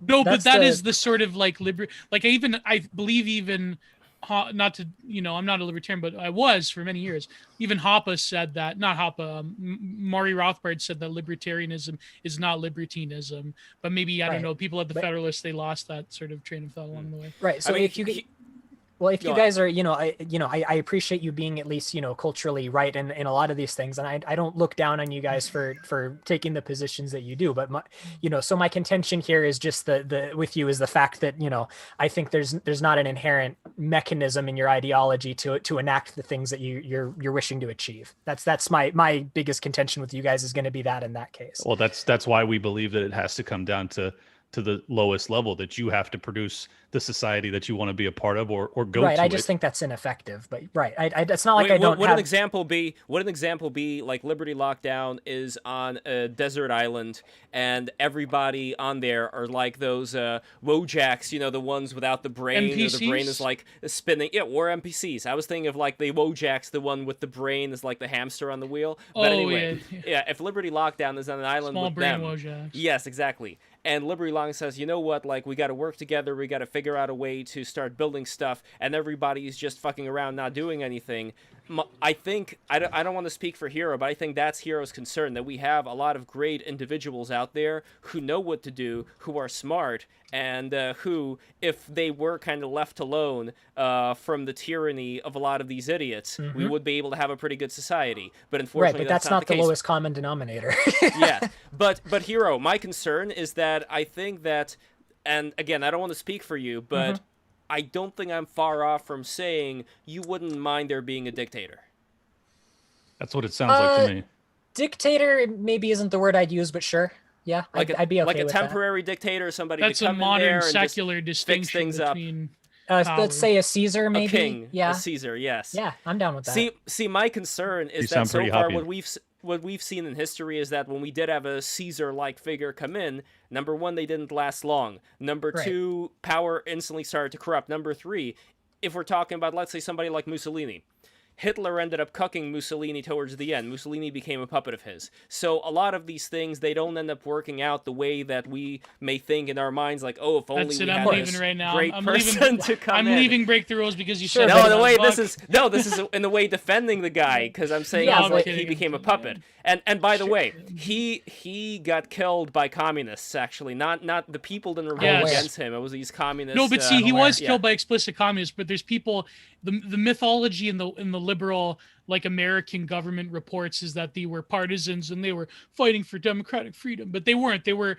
the people that killed Mussolini then later became almost like a proto version of the northern provinces, the Red Guard, what they call the Red the Red Guard, I think. I forget the exact name, but in Milan mostly the communists were. But it's really funny how mostly the northern Italians, the bourgeois people that went to universities, they became communists. But the southern peasantry, where half of my family comes from, to be fair, Gio, Genoa and Piedmont have been historically incredibly conservative. Yeah, that's where my peeps are from too. We have a comment from David Lecklider, who says dictator is modernist, monarch is traditional. What I don't like about that view is that it's like saying that we can go back in time and reenact the exact conditions that were existing back then, where maybe the monarchy system would have been the best one for that time. We're not living at that time anymore. All the factors that we have, all this globalization, all this transportation, the ability to have information instantaneously, even the modern condition when we had, during the World Wars. Like, those are not the environments that would make for a monarchy that would be able to exist the way it existed in the old days. So what options are you really giving us here, Hero? Because if you want this dictator, I don't think it's going to work the way you want it to. Let me. So here's the thing, right? I'm being obviously I'm being utopian. I'm being, I'm saying this is the best outcome we could possibly get, is to have some great, strong Caesar arm Augustus. someone come in and just really come in and clean house and take care of all these problems that we're facing, and just given the power to do all these things. That's the goal. That's obviously not what's going to happen. My question to you, Lev, is there a whole lot of different, you're talking about like, power corruption and all of these things. Is there so much difference between that and the system that's been exposed to us from what we have right now? If anything, I think it's more naked, it's more obvious, and it's more direct coming from a dictator or a leader. And it's much easier to remove than this dispersed, fake, covered up mess that we find ourselves in right now. I think these more authoritative systems, I find that they're much more honest, they're much more direct, and we're much, it's violent and it's difficult, but it's a much more direct method of replacement and change, I think. But would you live in one? Would you? And I know that it sucks here too, but would you live in that particular system if you had a choice? Yeah, you would. Yeah. Okay. Update from what's going on in Russia right now. Again, you know me with Russia. I know, Gio, what you're about to say. But in Russia, if they find that you supported, like if you donated to any of the organizations that were supporting Alexei Navalny, then they are labeling you a terrorist, and they're going to throw you in jail for up to 8 years. So, and Navalny does if they find that you joined in on January 6th, they're labeling you a terrorist and throwing you in jail too. Like, it's not that far of a difference. There's a difference. There's a big difference, but it's not that far of a difference. It's not like any of these things are good things. I think the question is how naked and how obvious is the system that you're living in. Right now, we're living in a sham. Okay, but in Russia, is Putin easier to depose than Biden? I imagine that it was the same amount of difficulty. That's a good question. That's up for debate. Well, I think you're saying that's the better setup. It really comes down to whether the elites will depose him and put somebody else in if they're tired of him. That does not seem to be the situation right now. Well, personally, I think that Putin the man is, well, I mean, come on, he's been there since the 90s, right? Putin the man is difficult to get rid of. But when it comes, I think there's no difference in the sense that Biden represents the entrenched American ruling class that is in some ways even more difficult to get rid of, because say, God forbid, something happens to Putin or someone goes there and who knows what, then I think the whole regime pretty much would probably collapse in Russia the way things are. But if someone, God forbid, I'm not saying this FBI, if something happened to Biden, like if Kamala Harris did something to him, then would the American system still, or who knows, right? Yeah. The American by system. By the way, Ivan Popovic says that is a good. Liberty lockdown. That's a very fuck good Navalny, U.S. paid puppet. Ivan, why do you think he's a puppet? I'm curious. Because he's got ties everywhere, Lev, to MI6. Because again, I think people may make money from Break the Rules coming in here, writing some stuff from the Russian government. Apparently, Buff is a Russian spy. Yes, of course, Buff is a Russian spy, and we have plenty of Russian spies. I'm kidding. Nobody's a spy here. Everybody's a U.S. citizen. Or yes, exactly. Let me just answer the island hypothetical, because we never got back to what I would actually say to it. First off, I don't live on an island. I live on a fucking continent with a bunch of people that are very similar to what you're describing, that I don't see them working in unison with me to actually produce anything that I want to be a participant in. So it's ironic, because I would actually like to be on that island, but I would like to go there voluntarily with people that see things the way, or see the world the way I do, and have similar cultural beliefs and philosophical beliefs. So that would actually be more of a solution than a quandary or a problem that I have to encounter, because it's like, I'm not on an island with shitty people. I'm in a country with them, and I would like to be on an island with people that see things similarly to me. So I hope that's what I'm working towards, to be honest. But what do you? I hope you succeed. Me too. Well, that was very, Hero. Come on, that was very facetious of you. No, I'm being honest. I want him to form his own community, and I want it to do well. I don't want anything bad to happen to this guy. I like him. Yeah, I know. And I hope you survive in Russia. I guess a question would be to everyone. Well, Neocon Remover and El Pulpo hasn't talked for a bit. And Remus. Okay, this question of ideal society. I mean, we could go forever with that, but I think the question in particular of how do you perceive given the current situation right now? How would you arrive? Let's just be really specific. In America, current 2021 America, the Biden regime is in office. The Kamala regime is in office. The Biden regime is, and we going to enter a summer where perhaps lockdowns are going to be alleviated to make way for another round of fun, happy, loving, peaceful, never hurt anybody. Those burning buildings aren't real protests. That they're, of course, fighting for liberty and democracy and racial equality. They're amazing. Where do you see a path towards a libertarian future? Perhaps call it patchwork, perhaps call it secession, because there are people still floating this idea. Where do you see a realistic way the wind's blowing for libertarians in general? And how do you actualize a sort of future that is more amicable to libertarian ideas? Is it going to be that maybe, I don't know, the Black Lives Matter and the Antifa people, they're going to get like Seattle, and they can get certain southern states, and then, I don't know, maybe you'll have your Montana Branch Davidian state. I don't know. Do you see that as a realistic option? Is America bound to dissolve as we know it? Or do you think that the ruling class is going to keep on going for, not forever, I mean, nothing lasts forever, but do you think that the ruling class will find a way to sort of re-entrench their power? Or do you think the average Joe just doesn't care, and they're not a bunch of autistic people on his live stream, and they don't really, as long as they have UBI in the future, and that's all, you know, they have their porno and their GMO soy bug protein, they're all good.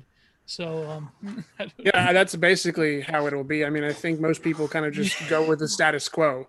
And I don't think it takes the majority of people, though. I think a lot of people just go with whatever is put in front of them. And I just think it takes maybe a small minority of enough people to dissent, to start changing things. And I don't know what that looks like, because I mean, the prediction of what's going to happen is crazy. I mean, to make like, yeah, it's going to secede and here's where it will break up. I mean, I don't know how you can make such a prediction. I have no idea what will be. I don't even know what the path forward is. I mean, there's so many different options. I mean, I'd love to see something like secession. The likelihood of that is, I don't think it's great. Although I think the consequences of it would be better for, you know, everyone involved. I don't think it's a prerequisite that everyone be forced under one society, and you know, I don't love this like forced integration. So I think that would be a better solution. The idea that it's going to happen. I mean, I have nothing positive to base that on. I don't think libertarianism or just, you know, anarcho-capitalism or any kind of voluntary society is the way the wind's blowing at all. Like, I think every year it ramps up more and more in favor of like more and more in favor of the state, but it's not even the kind of state like someone like a fascist would like, you know. I mean, that's not, you know, it's automated like, luxury gay neoliberalism. Yeah, exactly. It's like a globo homo fucking, you know, you're forced to turn your kid trans or something. It means globalist oligarchy thing going on. It's not like a, you know, some dictator. It's some globalist oligarchy thing going on. He does not mean homogenous. To play I'm trying to do some OPSEC here to play devil's advocate. You don't think that an alternative proposition here would be, we had all these groups who, you know, and I'm not gonna say like, oh, they were like, you know, oppressed, they were like killed in the streets, but you know, we had groups that didn't really have their time in the sun. Wouldn't maybe it make sense that the pendulum is swinging so far this way, so they get their time in the sun, and then we could all just shut the fuck up about them, and everybody will be all balanced out, and we'll be good? I don't think that's a possibility. I don't think that's a possibility at all. No. Are you saying that if we have enough Black Panther movies, then everything will calm down? Yeah, I don't think it's a possibility at all. I think the most likely thing is probably just the dollar collapsing before any of that other stuff. I don't mean before the summer, of course. I mean, there'll be riots for sure. But I just mean before secession or before the U.S. lets like a peaceful breakup. I mean, I just think we'll just have like an economic crisis or something. I think. Okay, we may have an economic crisis, but real quick though, Kiro, we may have an economic crisis. I keep bringing up. You guys heard of that book, The Red Decade by Eugene Lyons? Yes. Mm-hmm.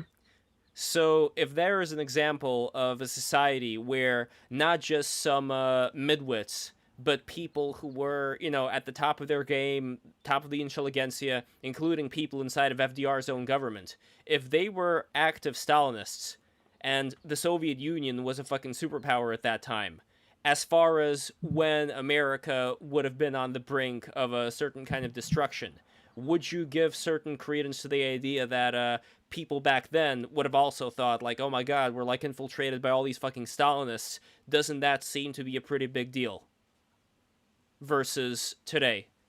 What do you mean, Lev? Like, what is the question? Like, well, the question is, would like, we how do you see solve subversion? You mean, is that? Yes, because again, I think that the elites are partly subverting the subverters, meaning I think that they're incorporating themselves into a lot of these woke crap things in order to ride out the storm, and eventually it'll balance out. And I'm not saying that they're not leeches. I'm not saying that they're not getting money from this and benefiting in some way. Of course they are. What I am saying, though, is that when it comes to the ultimate plan here, people who were in the elite of the elite and the intelligentsia back in the 30s and 40s, they wanted Stalin to win. They wanted the USSR to take over the fucking world. So if we're talking about that goal versus when I look at Pelosi and that African hat, I'm just seeing a shell. I'm just seeing somebody who is using these fucking people, and sure, they're going to get their own. But after...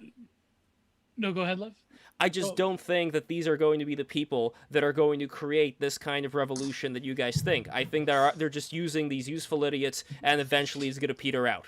Maybe I'm wrong, but that's an alternative way of thinking about it. But the petering out part, that's the one that I'm leaning on here as being the case, versus this whole frog boiling, they're going to take away your kids and give them hormones. I think the difference is that back, 100 years ago when they were doing that, you didn't have this populist uprising that believed in Marxist ideology. You do have that now, especially amongst the young. I'd say it's probably... What about the 60s? What about the 60s where people were dropping acid, dropping out of society? And I mean, think of all the brainwashing that was going on back then. Right? People were even... They weren't rolling out guillotines. They should have been. How many people were rolling out Okay, look, I understand what you're saying with BLM and the rioting, as well as things that were going on the 6th. But again, you're talking about guillotines. I have to take a look at what exactly was done there instead of guillotines, as far as the terrorism, as far as the complete destruction, as they saw it, rightfully so, of Western civilization. If we're talking about like the Weather Underground, those motherfuckers. So these people existed. Didn't the Weather Underground wanted to like bomb the Pentagon or something like that? They wanted to like basically like behead. There were bombings. The heads of Republican. Yeah, they actually did. That's right. The guy who did, well, Bill Ayers, but there was this other person, a Black Panther, that did manage to bomb the Pentagon. That now is held up. Of Bill Ayers. I think the difference is that you had a very small kind of I don't even know what the word is. Anyways, you had a very small. Yeah, subversive. I can't say it. Subversive. Jesus Christ. All right. So we had this really small group of subversive people that were pushing this. Now you have politicians that are backing them. You have the media that's telling them that they're moral and just. You have college professors that are also encouraging and reinforcing this ideology. And then you have the useful idiots on the ground that believe that they're doing God's work. I think that is a recipe that is doomed for a violent upheaval, and we've already seen a very small part of it. I think it's only going to get worse. I genuinely don't think it's comparable to the 60s, where they were fighting the man. Now they're fighting to be the man. It's a different vibe. To push back on that just a bit, 1 second, to push back on that just a bit. One thing that they had going for them back then in the 60s, which we don't necessarily have going for us now to that much of an extent, was a lot of these professors and a lot of these agitators, they were also funded by a rival superpower. They were funded by the USSR. That's one thing. The other thing is that if we're talking about all these hippies and revolutionaries that were on the streets, they wanted to remake the world. They wanted to institute communism. This was not something that was just a minority of people. This was the majority, and as far as like the people who are dropping out. And the last thing that I would add to this, which I also think is a very important part of it, is that I really want to stress this factor. Just imagine, I could be wrong, but just imagine everybody for 1 second that this group that Liberty Lockdown outlined as being these people who are in favor of all these radical reforms, that I would put them in the category of placater grifters. They are placaters. They are placating these people that they see could be useful for them to getting money, but eventually they know that they don't really want to live in this communist hellhole, and they will put things, let's say, back into balance when they need to. The difference is you didn't have the placating grifters that were in power back then. Like, you didn't have the people on the news saying, look at these freedom fighters. You didn't have the politicians saying, we are going to implement these plans. You didn't have them writing fucking bills for the Green New Deal and things like that. I mean, it's just a different beast, in my opinion. Well, depending on which politicians you're talking about here, maybe not the mainstream ones, but if you're talking about all of the intelligentsia, most of the intelligentsia in the entire United States, they were all on the side of communism. Well, so I wouldn't say it's a small factor. Yeah, that's. I'm not saying it's small. I'm just saying it's smaller. I mean, it's debatable whether they were actual communists. Well, hold on. Can I let me ask you then I guys wanted to get something Alexandra's here. perspective. She hasn't talked in a while. For but sure, I wanted to bring up what Shanty Man. Shanty Man, how are you, Shanty? Boy, yeah, I want to ask about something. Also, Bing. well, what's his name? I can't believe I forgot his name. He's always in the chat. He said that libertarianism is. Anyways, go ahead. I'll read it. Yeah, I want to ask you guys about something. So, Lev, you're talking about like all of these things and like, you know, they're just using these people. It's going to peter out. It's going to, you know, calm down. It's this elite group of people that might be making it, you know, that are just kind of placating these forces, and then things are going to calm down or whatever. My question to you guys is like, do you really want the world that they want to have happen after things calm down? Is that like so much better? Like, is it so much better that these people, like, this world that they're envisioning once things calm down, is that so much better? Or okay, maybe these people are really fucking, you guys are talking about like, you know, this Marxist stuff and all of this. It's like, okay, that's kind of a threat, but I'm so much less concerned about like any form of like socialism or whatever it is.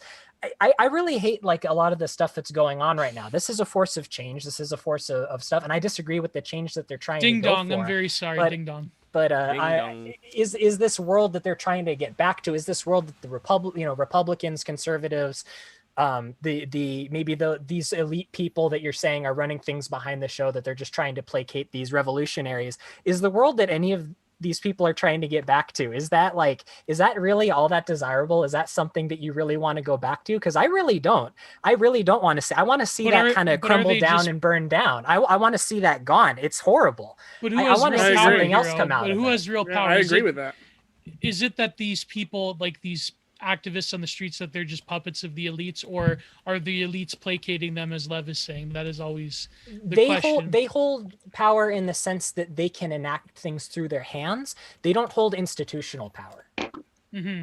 But so Shanty Man, I wanted to get Alexandra. She hasn't talked in a while. She's just sitting there looking quite pretty, as all women should. Just sit there and look pretty. No, I'm fucking kidding. Oh man, I mean, yeah. Trying to kind of wrap my head around all of this. I wanted to say, Shanty Man. I do art. I try not to think too much about politics. Yeah, I'm just sort of learning more than anything else right now. But where do you see the future, the way the wind's blowing? Like, what do you think is going to happen in the summer? Do you think we're going to have another St. Floyd incident, or I don't know. I know I'm saying I'm being an asshole, St. Floyd. I'm sorry. St. Floyd, I don't it's know deserved. Like, I mean, yeah, we'll see what happens if he appeals the first degree murder charge or not. We'll see what happens. I don't know. We'll probably continue to have more lockdowns and riots, but they'll be spaced out more. We'll continue to live in a globalist monoculture. Just discursive thought or divisive thought will be suppressed by Clear Channel, and I don't know, man, like things are sort of unstable in a stable way. That makes sense. Yeah, that's why Liberty Lockdown may have the right idea. Having our own communities, Joe Rogan style, that may be the way of the future. Well, Joe Rogan, apparently he's private security. He's anti-vax now. He should be censored because he's not really. Jared Leto. Let's all go to Jared Leto's fucking Love Island. Well, start over. A libertarian paradise led by an actor in a white robe and a Jesus beard, and we'll have setting up his disciples and probably drinking a lot of ayahuasca. It sounds like not paradise, but possibly better than what we live in now. It's off the coast I mean, of Croatia or something. I know Croatia's I mean, beautiful. One of the most beautiful landscapes I've ever. Yes.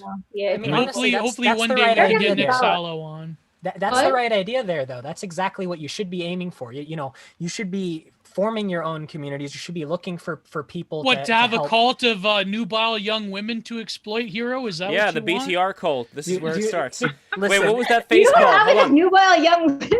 Alexandra, you did that Every face. cult What leader, every what was cult that leader. face called? You know, the one with the eyes? What is that called? It's a Japanese term. With the ahegao? Yeah, you did the thing. Oh, Hago. Yeah. Oh, wow. Hago, Okay, yeah. I do like There we that. go.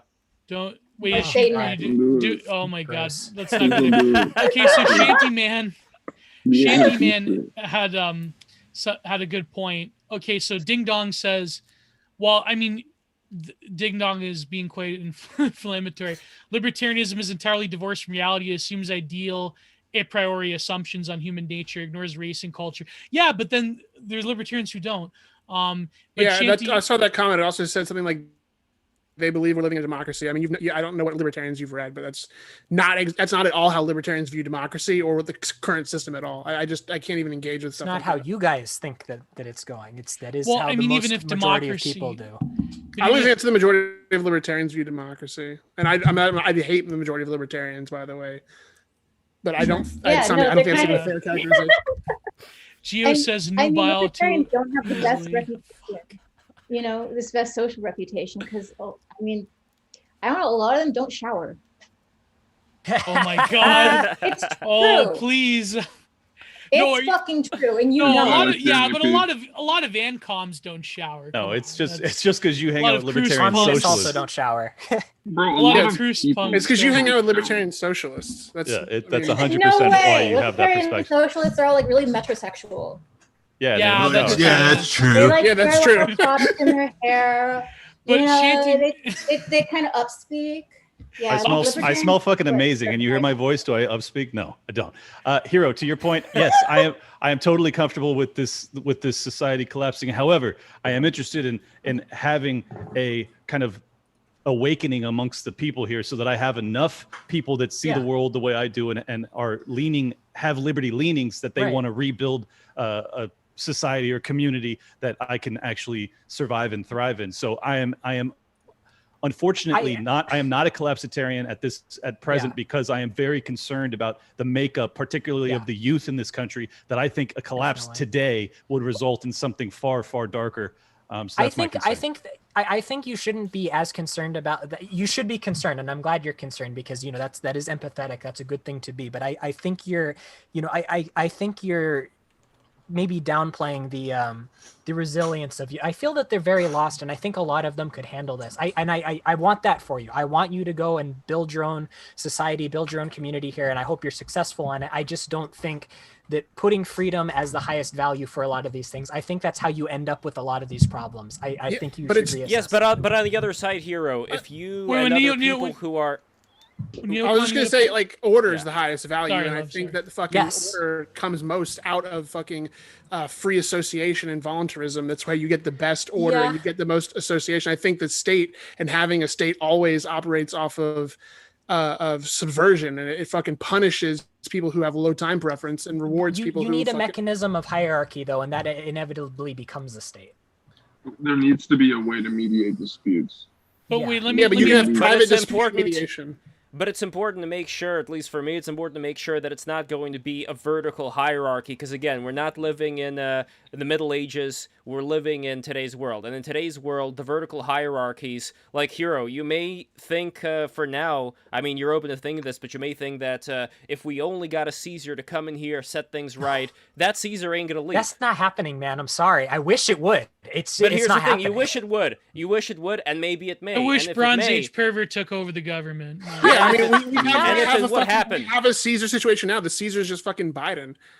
Oh, Exactly. please. He's not a He Caesar. sucks. He's far from it. That's He's true. cringe and No, but wait, I have a Hero, good point. But Lev, I have a good point. I'm going to read Shantyman. And by the way, we were talking about Okay. Shantyman. We were saying that you both have similar death in June. So Yeah. we've psychically called Shantyman. So he says that and this goes to your point, Lev. The Chauvin trial was basically a contest between activists and cops to whom, well, he says who is higher on the totem pole of power in the regime. And for the first time since the 90s, the cops lost out. Hope you all enjoy the new mafia. That is really interesting, by the way. True. Because I mean, I think the whole defunding the police thing is probably a way for the activists to just assert the cultural power they already have. Yep. But at the same time, I'm not exactly very pro-cop, in my opinion. Well, there is still I think galvanization. most cops are being federalized, and they're going to further go along with, unlike a lot of people in the military, a lot of cops either, if shit hits the fan, will either run, like they did in Katrina, or they will become total power-hungry maniacs. They'll kill you 100%. So Well, that's if we're exactly talking what they're about- doing, creating the Become- federal oversight body for police. They're going to have federal police, as if that's going to fucking alleviate any of the issues that the idiot, useful fucking, I don't want to say words, on the ground are arguing for. So yeah, they're going to make the situation worse while trying to, address their complaints. I would much rather, I know the military people say that it's cucked or whatever, but I'd much rather have a regimented soldier protecting me in times of peril than than an American cop. Put it that For real, way. man. Yeah, for sure. I'm looking forward to the mafia I'd go coming with back. neither, thank you. I want to see that.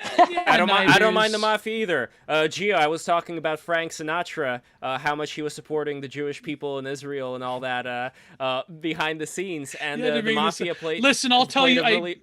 I told you this, Lev. Yes. The reason why Sinatra is because he had a lot of friends who were Jewish, but also back in the day, there was the strange alliance in the music industry between us WAPs, and I could say that because I'm full 100% Italian, us WAPs and Jewish people, because we were the ones at the bottom of the totem pole. But then what happened in the 60s and the late 50s, 60s is that a lot of the Jewish people, they started controlling a lot of the record companies, and a lot of the Italians were at the bottom. They were the mixers, they were the record producers, but also the Italian mafia basically controlled the very first forms of payola, and a lot of the five families in a lot of these cities like Chicago, and I said Bronze Age pervert, Chicago and New York. A lot of the mafia basically controlled the music companies.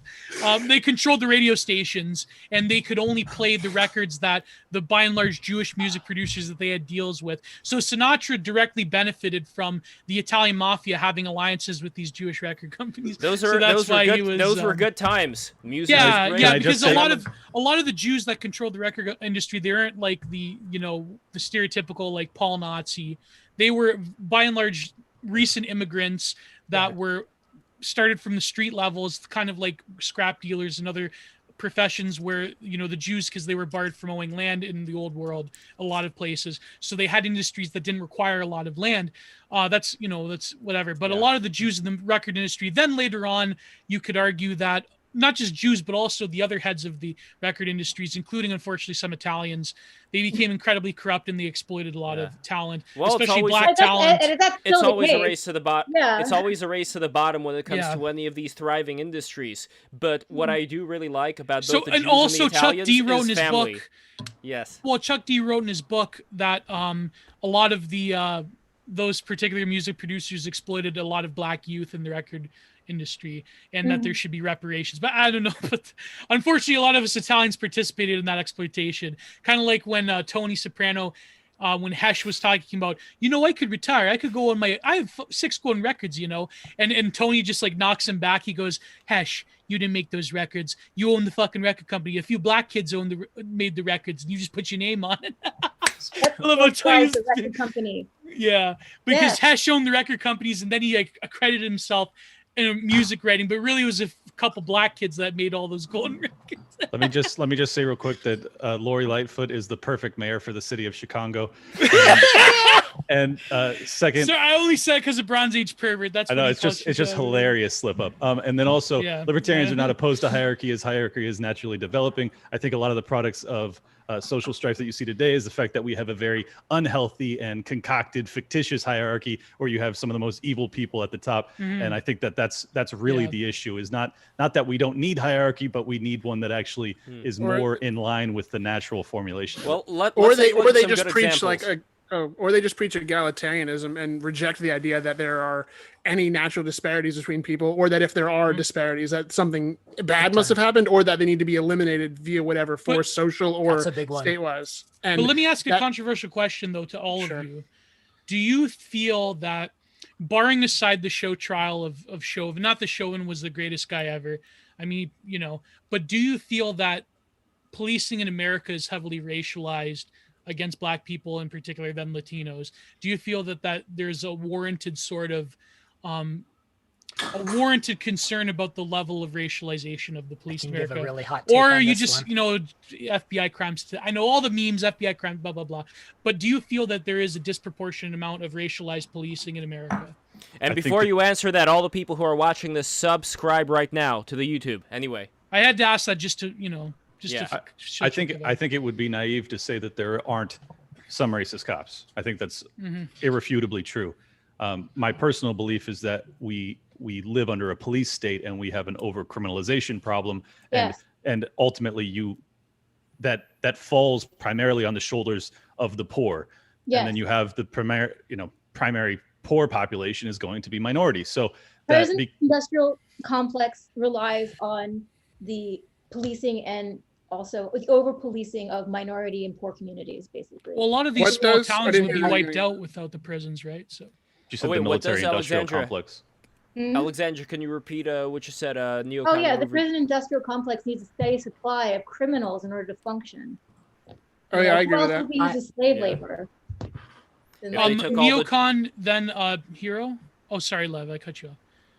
If they took all the drug dealers out, don't worry about it. If they took all the drug dealers off the streets, then there wouldn't be any opportunity for the cops to make money from getting the drug dealers off the streets. It's not the kind of problem that they want to go away. I know people. Like how hospitals don't want to cure people; they want to keep them sick. And you can't take all the drug dealers off the streets, regardless. So I knew of people. Well, I mean, you could. Okay, here's how you could. Look at, for example, not all of them. Not all of them. This is the point that I was going to get to earlier, which is we have great examples of places in the world right now. Now, you could say, oh, it's because of this, it's because of that. But still, we have places like Norway, Finland, Estonia, Lithuania. We have places out there that I'd say are doing pretty fucking good. Alexander Bard, I believe he's a big fan of what's going on in Estonia right now. They have hierarchies. They don't consider themselves to be socialists.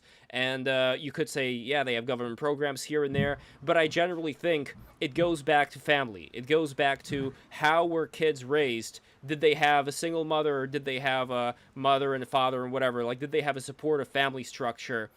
If you have that, I guarantee you 9 times out of 10 or even more, the odds are going to be you're going to be all right. You're not going to be running in gangs. You're not going to be committing all these crimes. And family is the most important thing, which is why, again, I love Jewish and Italian families so much.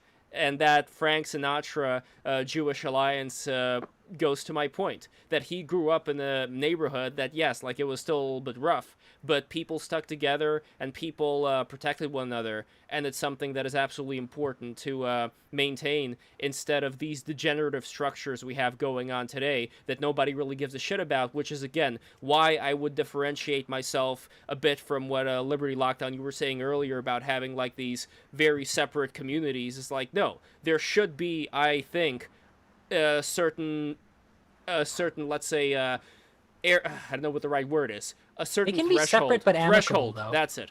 No, but it's not about being amicable. It's about getting on the fucking level. So you don't want West Side Story where the blacks stay to their own and us Italians, we stay to our own side? Is that... I want all the sides to get no, to sir, not West Side Story. Yeah. What was the one with De Niro was the bus driver? The Bronx Tale. Bronx Tale, yeah. No, I want all the sides. With Matt Bagabal. Yeah, no, I want all the sides to get to as high of a level as they possibly fucking can. I don't know what the high level is. Sometimes you laugh, but and sometimes you cry. Whatever high level there is, I think everybody from anywhere is capable of getting to that high level, their own high level, whatever it may happen to be, and we don't focus on that shit. Well, I want that, but you can't force it. That's all I'm saying is like, I'm not going to force them to have a different culture. I can't force it anyways, even if I wanted to. So I think it's just like, Sure, I can talk It's about not it. about a different culture. It's about a different civilization. They could still retain cultural elements like the It is Indians about in different London. culture, though. The Indians in London, they retain Indian food. They retain certain religious traditional practices. What Are are they they- burning widows? No, they're not. That's the example that I'm No, talking but about Lev, here. that's Are they might be everyone's capable, but are they inclined to do that is the question. well, If they're not, Neo- then we have to do something about that. And I'm not Well- saying force somebody or send them to prison or something. I'm saying we got to focus on that. We got to figure that shit out because that's the most important Well, the shit. Indians in Britain are different fight because it? the Indians and the British have a long history together, and there were Indians in Britain for a long time. I mean, the same argument can be said about American blacks, but we all know the problems with it. But yeah. Neocon Remover, you had a point, then maybe Alexandra, then El Popo. Neocon? Neocon remover, are you there, buddy? Oh no. And also, don't I was forget to muted. subscribe. There we go. Microphone's muted. Sorry, what was the question? You had a point to make about before we got into We were talking about if police are you were talking about a disparity in policing and stuff, Gio. Yeah. Oh, what was the question though? Do you think The that question there is is racial if discrimination? Colin Kaepernick was the guy who took the knee on George Floyd instead of Derek Chauvin, would we have the riots? That's the question. No, we wouldn't. Literally, that's literally It true. was the Asian guy. Because I mean, the optics they're are- it's The optics because were of the incredible. yeah, Black it's the, Lives Matter. it's the optics. Unbeatable. It was Derek all about the Chauvin- optics. Do you Yeah, think that we Derek have Chauvin racist looks police? like the most racist cop. If you just wanted to picture one in your mind, fucking oh god, it made me ill. Those pictures made me video made me physically ill. You know, it understandably so. But You yeah, never like wanna Black see Lives someone Matter editing was like, they saw scripts. that shit, they're like, boom, you know, jackpot. But also the sort of the era around it. I remember like politicians or media people like saying stuff like, well, like, you know, I went to my kid that night and we talked about it, and it's like I'm scared for my black son. Like I feel like the internalization of the personal as the political has been like It a was driving force Hiroshima. behind. Yeah. Like it was, that's how it was treated, with that level of like reverence and like trauma. Yeah, like even and, Trayvon oh Martin, my god, like, I he- can't believe I saw that. Yeah, he could have been my son sort of deal. Was that Obama that Yeah. said that? That was Obama. Oh, no. That's one of my Yeah. favorite things he ever said. Okay. I'm not turned on by a racist cop phenotype. Please don't say that. Honestly, I worry sometimes. My Hilarious. involvement in the Oh, that's show awesome. worries me. Yeah, but Like, come on, I- don't you love a man in uniform? no, I do. You look like God, a no. gremlin. Okay, look. Okay, I did fuck a sailor once during Fleet Week. Oh! That was amazing. Sailors. That's Wait, aren't oh, the man. sailors supposed to Ugh. be gay? Isn't that the stereotype? Rumbuggery Not in the the lash. point, Oh, No, that man. was a stereotype, Lev, because it's kind of like Yeah. prisoners being gay. It's not really. Gay for the stay, right? Yeah, well, there was a lot of exploitation. Same with prison, like cheek busting in prison. There's like a Yeah. lot of people make prison jokes needs to about be it, but reformed. Prison shouldn't be violent places. You know, God.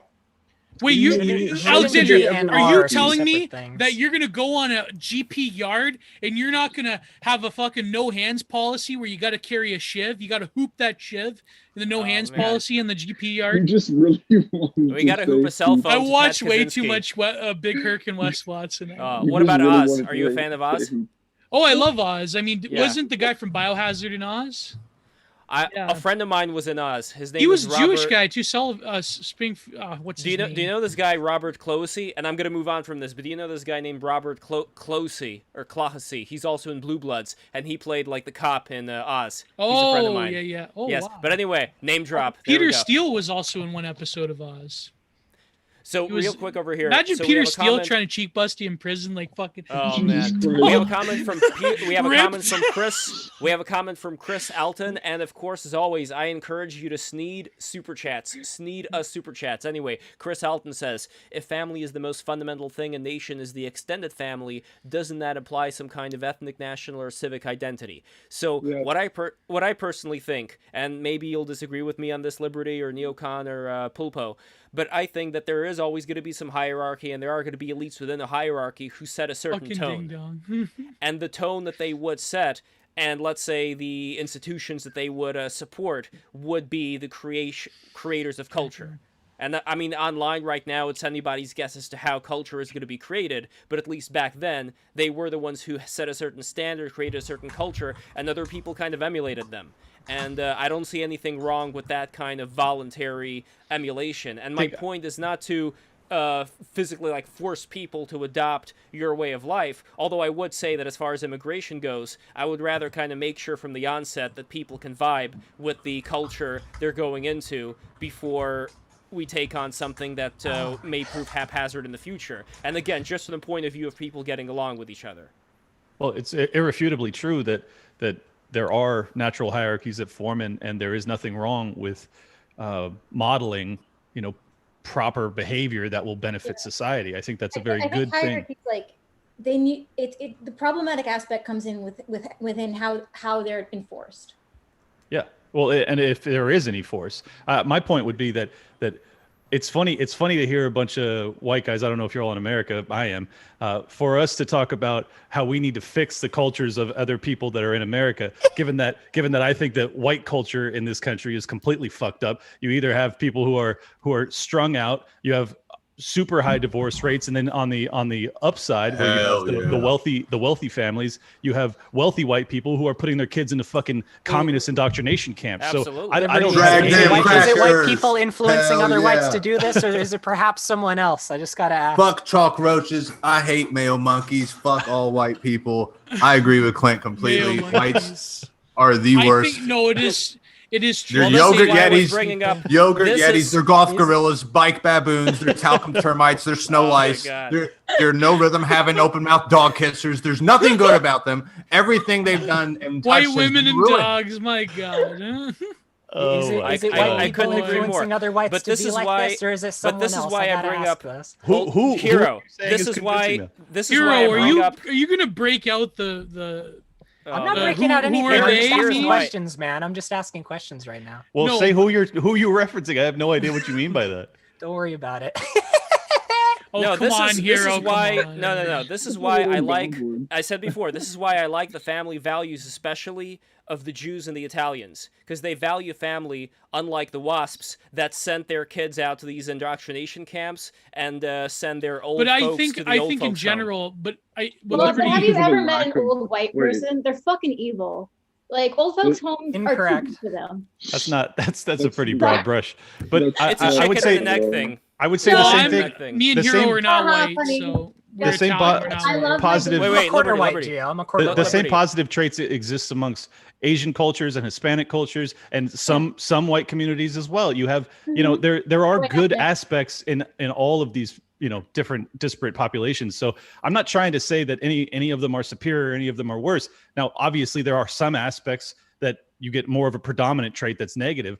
But ultimately, I think that it has to, if you function in a good society, then the best traits will rise up. If you function in a bad society, then some really toxic, psychotic, sociopathic traits will rise up. And that's what we're experiencing today. Do you Can I- believe, though, that it takes a certain, let's say, a certain amount of people who would already have, like, reached that threshold of this is the kind of culture, society that we want others to emulate, and then when we have new people who are coming in here, it would be a way to make sure that we want you to aim for that same thing. Oh, and you know what? But Before you even come here, we want to make sure that you're already pretty fucking close to where we are as far as aiming for the same thing and aiming for those same principles on an individual level. Not on a racial level, not on an ethnic level, but literally within an individual family level. Is this family a family that we would want to be with the other families? Love stream Yes. equals Lev's family. Yeah, that's true, Jules. Lev's family advertisement. Oh my God.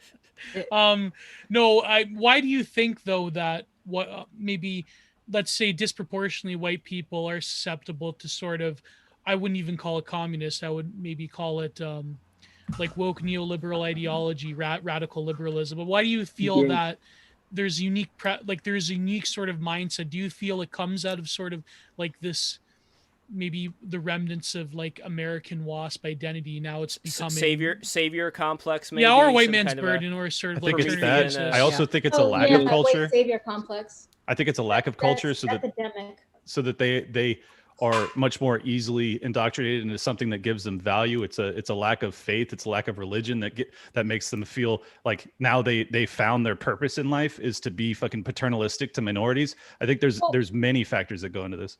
Also, I think like they're the overly majority- high in empathy. Yeah, like I live in New York City. I get to To a see fault. people of all types everywhere. A lot of people don't. Like middle America, white America. It's like most white Americans have not met even a Catholic person, you know? Which is Really? I think that's a very Or, like, New Yorker yeah, no, that's perspective. true. That is a very New Yeah. Yorker perspective. No, it's true. No, it's true. not. I think- Do Literally you not do you true. genuinely not think they have the capacity for like tolerance and understanding of No, people they they don't do. meet? I'm just saying that like places outside major Like, urban you mean boomer areas white tend to be America. pretty homogenous. They tend to be pretty homogenous. Like there's a lot of white people out there still, and that's just kind of part of it. It's like you sort of exoticize and sort of you become paternalistic towards minorities because you just don't see that many of them. Well, you said no, but you're literally describing what I asked you. That's pretty based of you, Alexander. I was just saying it is part of like a lack of exposure to like real world sort of like situations. There's this perception on the coast that people in the middle of the country don't have, I know, right? that they don't Yeah. live amongst any diverse, populations. It's just really not true. I would imagine that a lot of people believe that, and obviously you do. I just don't think it's really accurate. I've traveled across a lot of this country, and there's tons. I mean, Well, why do Hispanic you people are feel- fucking in Minnesota, like they're everywhere. So I Yeah, don't know. but who do Hispanic people really? I mean, of course they count. They are like Do they count? they're not going to be a minority for long. But do you Yes, do you they count. feel do you feel that why is it that maybe because we share, especially being Mediterranean, I know this, but maybe because we share certain characteristics racially and culturally, why do you feel that there is less of a tension between Hispanic America and white America as opposed to Black America and white? Well, actually, in reality, Black America and Hispanic Because of America or Black slavery? America. Like I that's can the lend only a answer. perspective on this if you honestly. want. Wait, what'd you Latin say? Reed? Americans, it's slavery. And No, there's the the legacy aspect of slavery, of but racism versus Latin Americans don't have the same consciousness of You'd be of that. Yeah, surprised. and they're not constantly being reminded of that in the same way. It's not it's not like even Black people that aren't like Caribbeans and Africans and stuff like that come to the United States still have to kind of deal with this.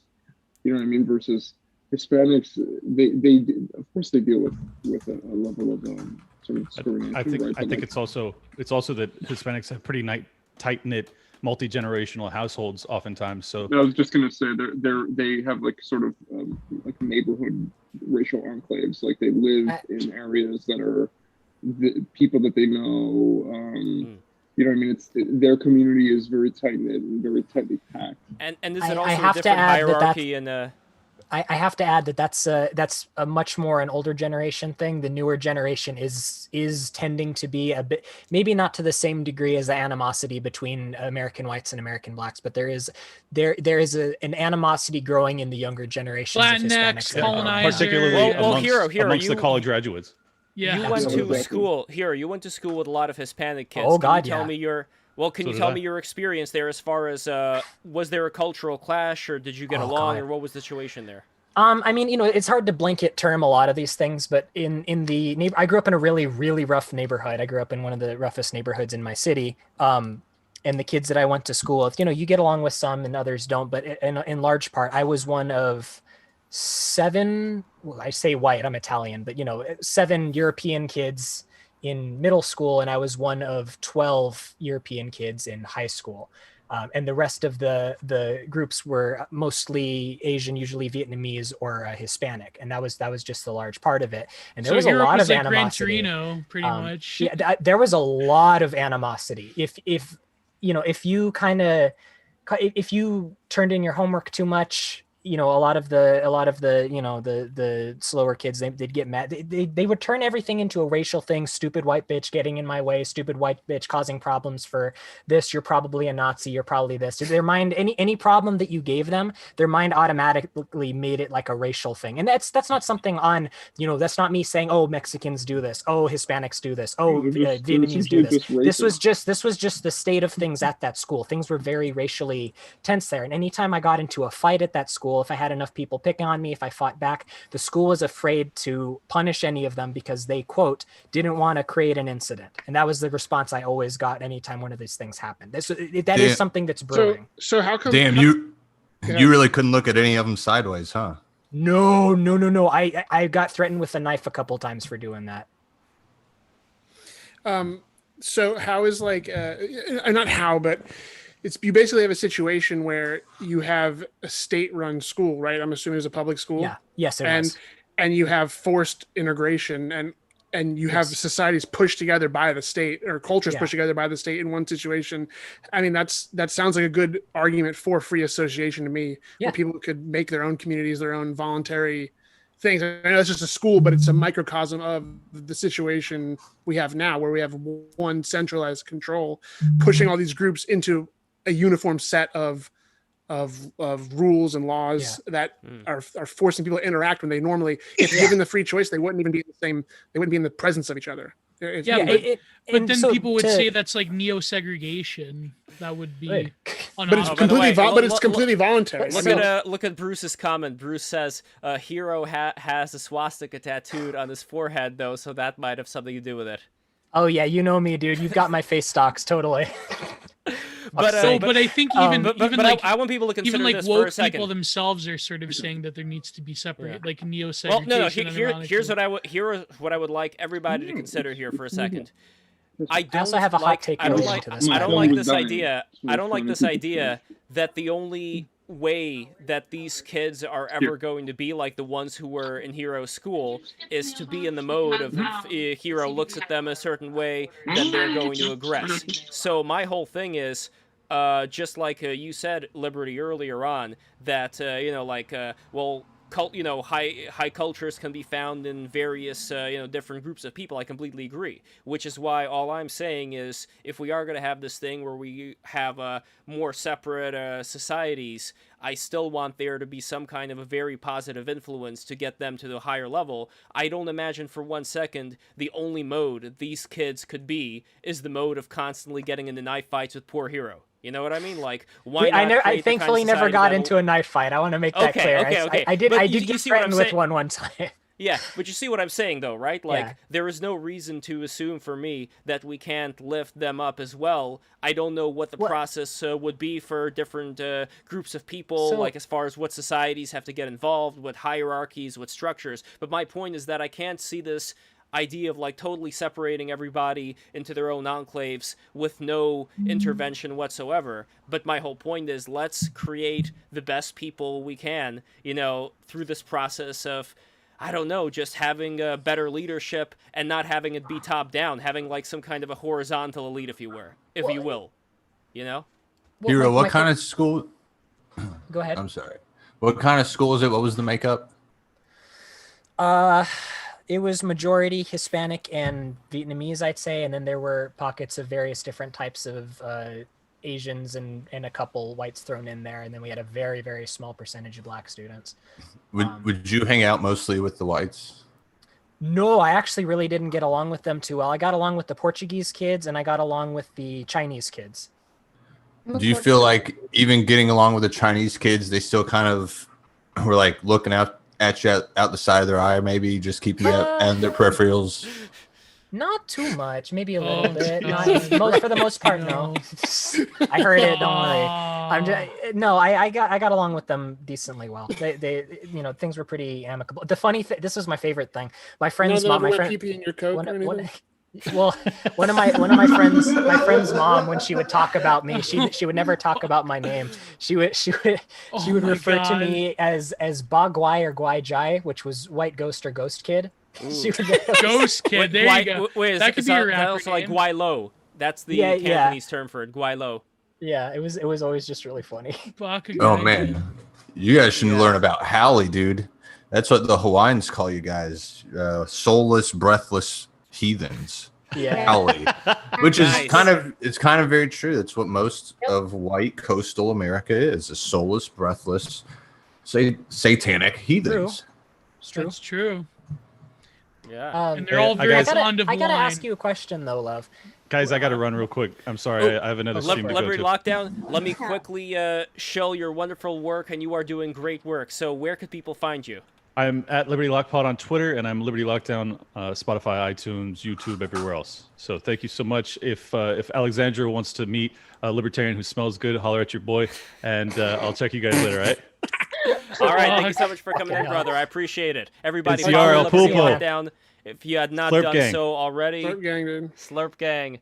And here is the podcast. Everybody follow Liberty Lockdown's podcast. He is doing great stuff in the world of libertarianism. One of my favorite guests to have on. And Liberty, I appreciate you coming in so much, man. I really appreciate you guys. I'll see you later, brother. Later, man. And again, everybody who is watching this, subscribe right now. Look at the level of conversations that we have here. You have to subscribe to BTR. You have to become a member of our Discord. And you also have to join patreon.com/breaktherules. So this is the Discord link over here. Everybody get into the Discord. We need more Discord people. And go to patreon.com/breaktherules. We recently got the definitely legit magnet. And we got the first... It took, like less than an hour... Alexandra, remember that magnet that you were laughing at? So it was sold. We got our $20 patron. Oh, wow. The definitely legit patron. Because here, I'm going to show you the GIF. I'm going to show you the GIF From that I Def posted. Legit's #1 fan, my dear friend. Yes, exactly. And I just really appreciate Definitely Legit for having such a beautiful dog. Oh, sorry, being such a beautiful dog, because he is the dog. You cannot separate the dog away from Definitely Legit. And again, guys, we need to grow, and we grow thanks to your help, and we really appreciate all of you. So here it is. This is the GIF. I'm gonna post it. Hold on, let me actually find it in a different direction. But anyway, while I'm looking for the GIF, Alexandra, what did you think of the conversation? Oh, I mean, well, okay. Libertarian politics. I thought we were going to have like actual anarchists on the show. I thought there was going to be like the libertarian versus Libertarians are actual anarchists. They're the true anarchists. I am actually an anarchist, yes. Yeah. No. I'm not a really libertarian. like That was like the first thing I said. crust punks, man, or something. God, that would be weird. Crust punks. So yeah, Aren't they I just know, rich it's fine. kids? God, not I was crusties. honestly, I was mostly reading the chat. The chat was going on. Oh There was a no. lot. I don't know. I might have to rejoin the Discord because Well, at least you're a Liberty chat. at Lockdown least is you're- stealing Come on Gio's back. girl. Yeah, Like- I can't believe this. My God, Liberty Lockdown would come onto this stream and just mac on my girl Alexandra. I can't believe that shit. No, I'm fucking kidding. somebody complimented my arms. I was really pleased with that because I've been working out. Yeah. Oh, another thing I wanted to ask, but Liberty isn't here. How would I know it's irrelevant. They're not going to exist anymore. How do libertarians treat the unions? That's one question that came up. What would you do with unions? Oh, and like- before you answer that, real quick, I just wanted to show the GIF. Here it is. This is the Hell yeah. definitely legit spinning GIF. Alexandra, what do you think of this? I mean, it's a little seizure-inducing, but I don't know. It's a good Yeah, composition. Yeah, Yeah. this It's definitely, anti-Eichenwaldian. definitely legit in the distance there with the shining eyes. I don't know why that cracks me up so much. It's just like if you offered, like, no offense, but if it's like, hey, here's a decorative pine cone I painted myself. Like, Yes, I don't and know. it's a It's beautiful cute. fucking It's decorative cute. pine It's very cone. It's very like Homesteader.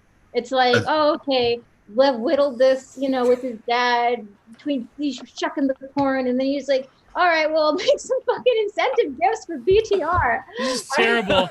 This is And fucking people class think She warfare. says that so They think degradingly. magnets My is God. shit of a Amazing. job.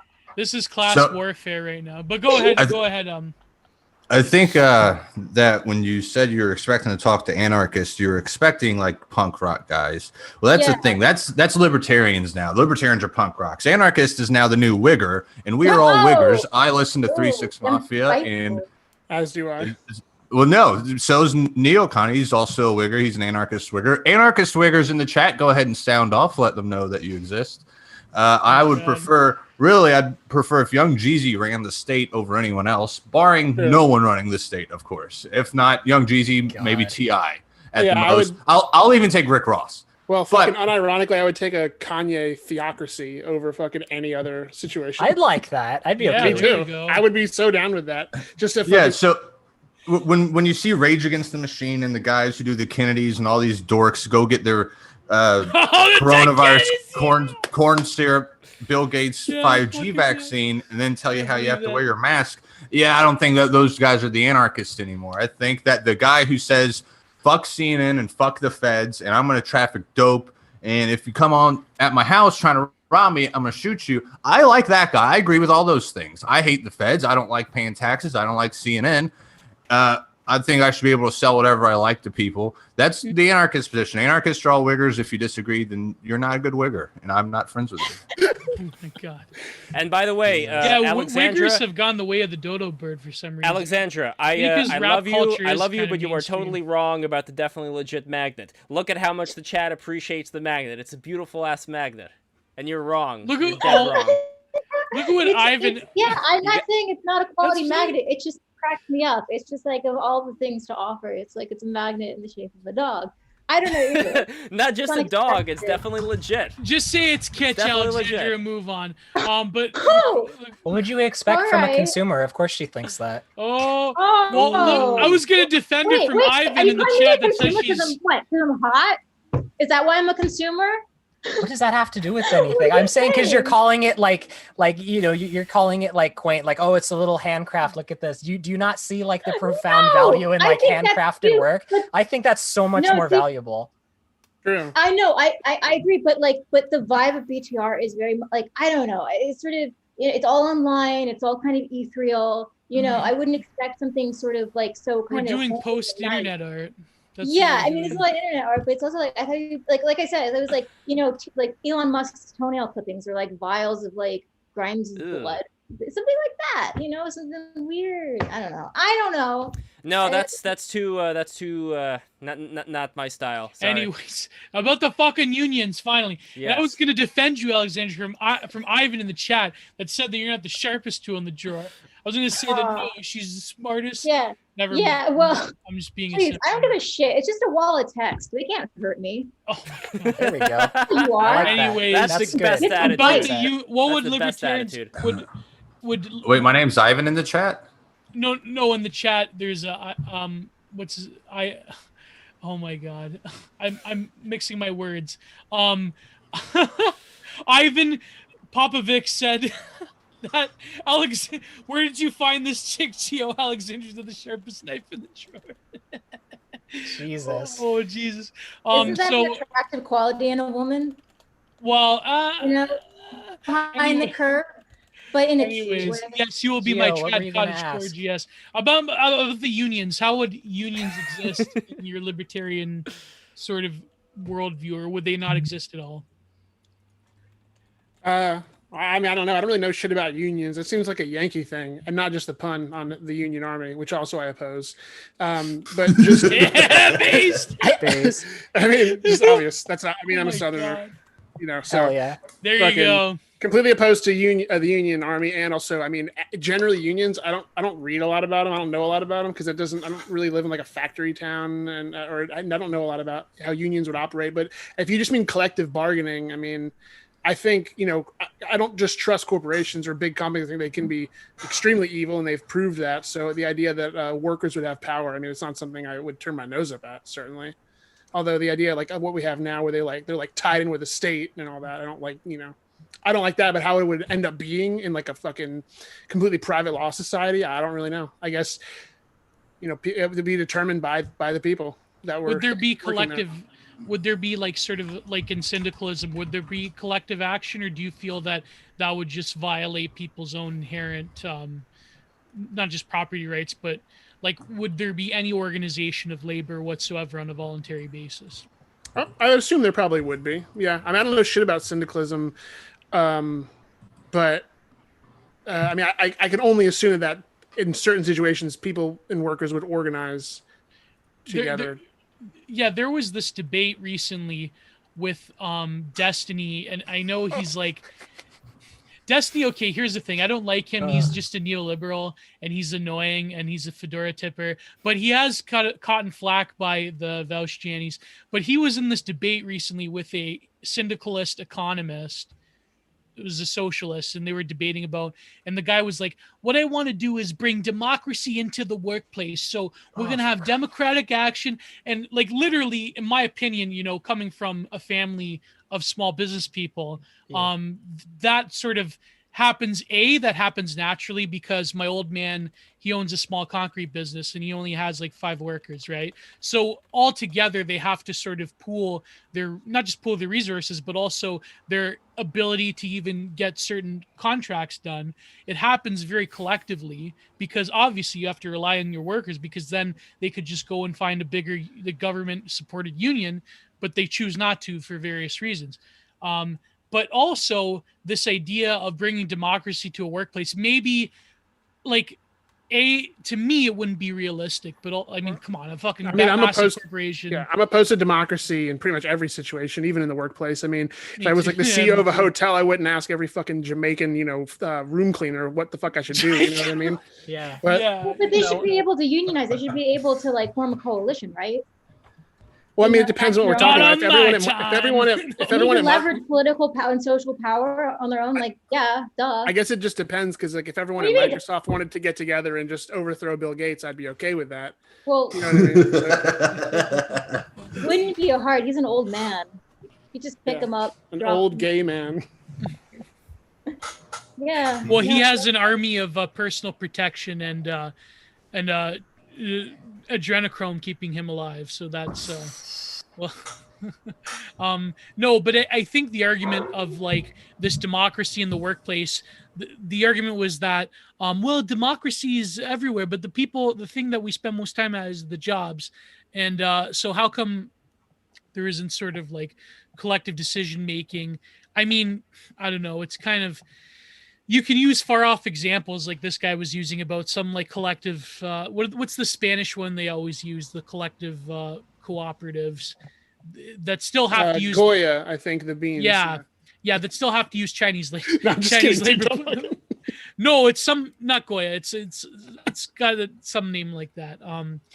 But like that's the example that they always use, and I don't know whether that's realistic or not. I mean, it's kind of like, even in libertarianism, as wild as this sounds, people think that maybe my criticism would be that maybe giant corporations would sort of steamroll people. But if we had a pure libertarian society, do you feel that maybe the corporate structure as we have now, that they wouldn't have the ability to monopolize? So there you go. That's the one that Love was posting. Oh yeah. I love how that's a criticism of what we have. It's like what we have now, and they're like, this is what it would be like in libertarianism, and it's like, well, this is with statism, and also none of the people that run those corporations are certainly in favor of rolling back the state. They all fucking probably donated to Joe Biden's campaign, and it's just not a great argument against. There are great arguments against libertarianism, but I don't think pointing to the system we have now of corporatism and saying this is what would happen. Right. It's like that's what happened now. So yeah, but my argument would be not so much that your idea would be bad. It's more of whether it's at any point even achievable as far as this natural hierarchy that ends up forming in corporations and taking power. Like, what would be the and look, I'm not going to be with Hero either. Sorry, Hero, but I'm not going to be with Hero either as far as wanting there to be look some at kind Bruce of a in the chat. Dictator. This girl's as flat as an ironing board. It's not Lordy. true. Gio, why do you even read these things, man? Come on. Look at Buff. Just ignore the chat, Alexandra. Just show your feet. They hate that. I don't know. Enough of this shit. Buff is doing some reverse psychology shit going. Wow. Fita. It's not gonna work. No. Anyways, go ahead, Lev. I totally just interrupted you for this autism. I'm very sorry. Oh my god. We got okay. Neggers love talking during streams. Negger. Oh. All right, that was a cool He said one. neg. No, neggers, like he's negging her in the chat. Yeah, no, we know what you mean. Oh, you Yes. no. Real slick, buddy. Real slick. Yes. So anyway, I completely forgot my point. Okay, so we were talking about corporations and how I don't think that while these are good ideas, they will be possible unless we're talking about, going our own tribes, like these Joe Rogan style podcaster alliance tribes where we find some people who make money from Bitcoin or whatever and start our own villages. I mean, maybe that's the future, but I just don't see, like, how can we, without, here's what I would say. There should be a bit of, not force, or maybe force, I don't know, there should be a bit of something to make sure that systems don't degenerate over time, but it cannot be, in my opinion, a vertical power source, power structure like it is in Russia today, like it is in how Hero may think is the solution to a lot of these problems. And again, I don't mean to pick on you, Hero, but it's like... That's fine. You go for it. Yes. Man. Okay, but when we have societies that I think could be emulated, or rather should be emulated, like I was talking about all these Baltic states, you have not Latvia so much because they've had a resurgence of like old Russian military families that have settled in there and they're a bunch of assholes. But if we're talking about like Lithuania, if we're talking about Poland, if we're talking about Ukraine. The bathhouse place, Ukraine, but more so, although Ukraine's got some problems as well. If we're talking about like the most prosperous one, like Estonia, for example, a small place, a very prosperous place, again, an example that you don't necessarily need to have all these ports, all these freshwater ports like Russia wants to have in order to have a dominance in the world economy. You know, like Estonia is doing pretty well because they have fucking brains. But my point is that these are countries that I think could be good examples to look at as far as future countries that could be built up. But you're saying it comes all down to IQ. Got it. I think it comes all down not to IQ. I don't know anything about IQ. Here's the thing. I don't know anything about IQ. I think it comes all down to culture and the culture that is instilled in family. You know me, Lev, always talking about family. So it comes down to family. It comes down to influence. It comes down to the influence the society has on people within the families that are around. But the reason why I'm saying all this is because Estonia right now, it is not a fan of what's going down in Russia. It is scared that Russia is going to invade it and is going to fuck it up. So my whole thing is let the countries like Estonia actually live. And that still requires a bit of, putting up some defense against countries that want to fuck it up. And I know that some authority there to throw that around. That sounds like a good thing. Wait, who has the authority to throw that around? Whoever's in charge of the country.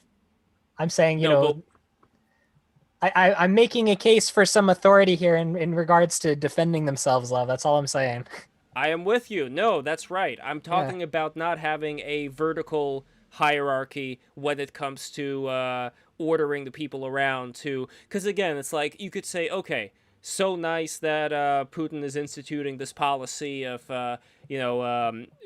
give more birth to these Russian kids.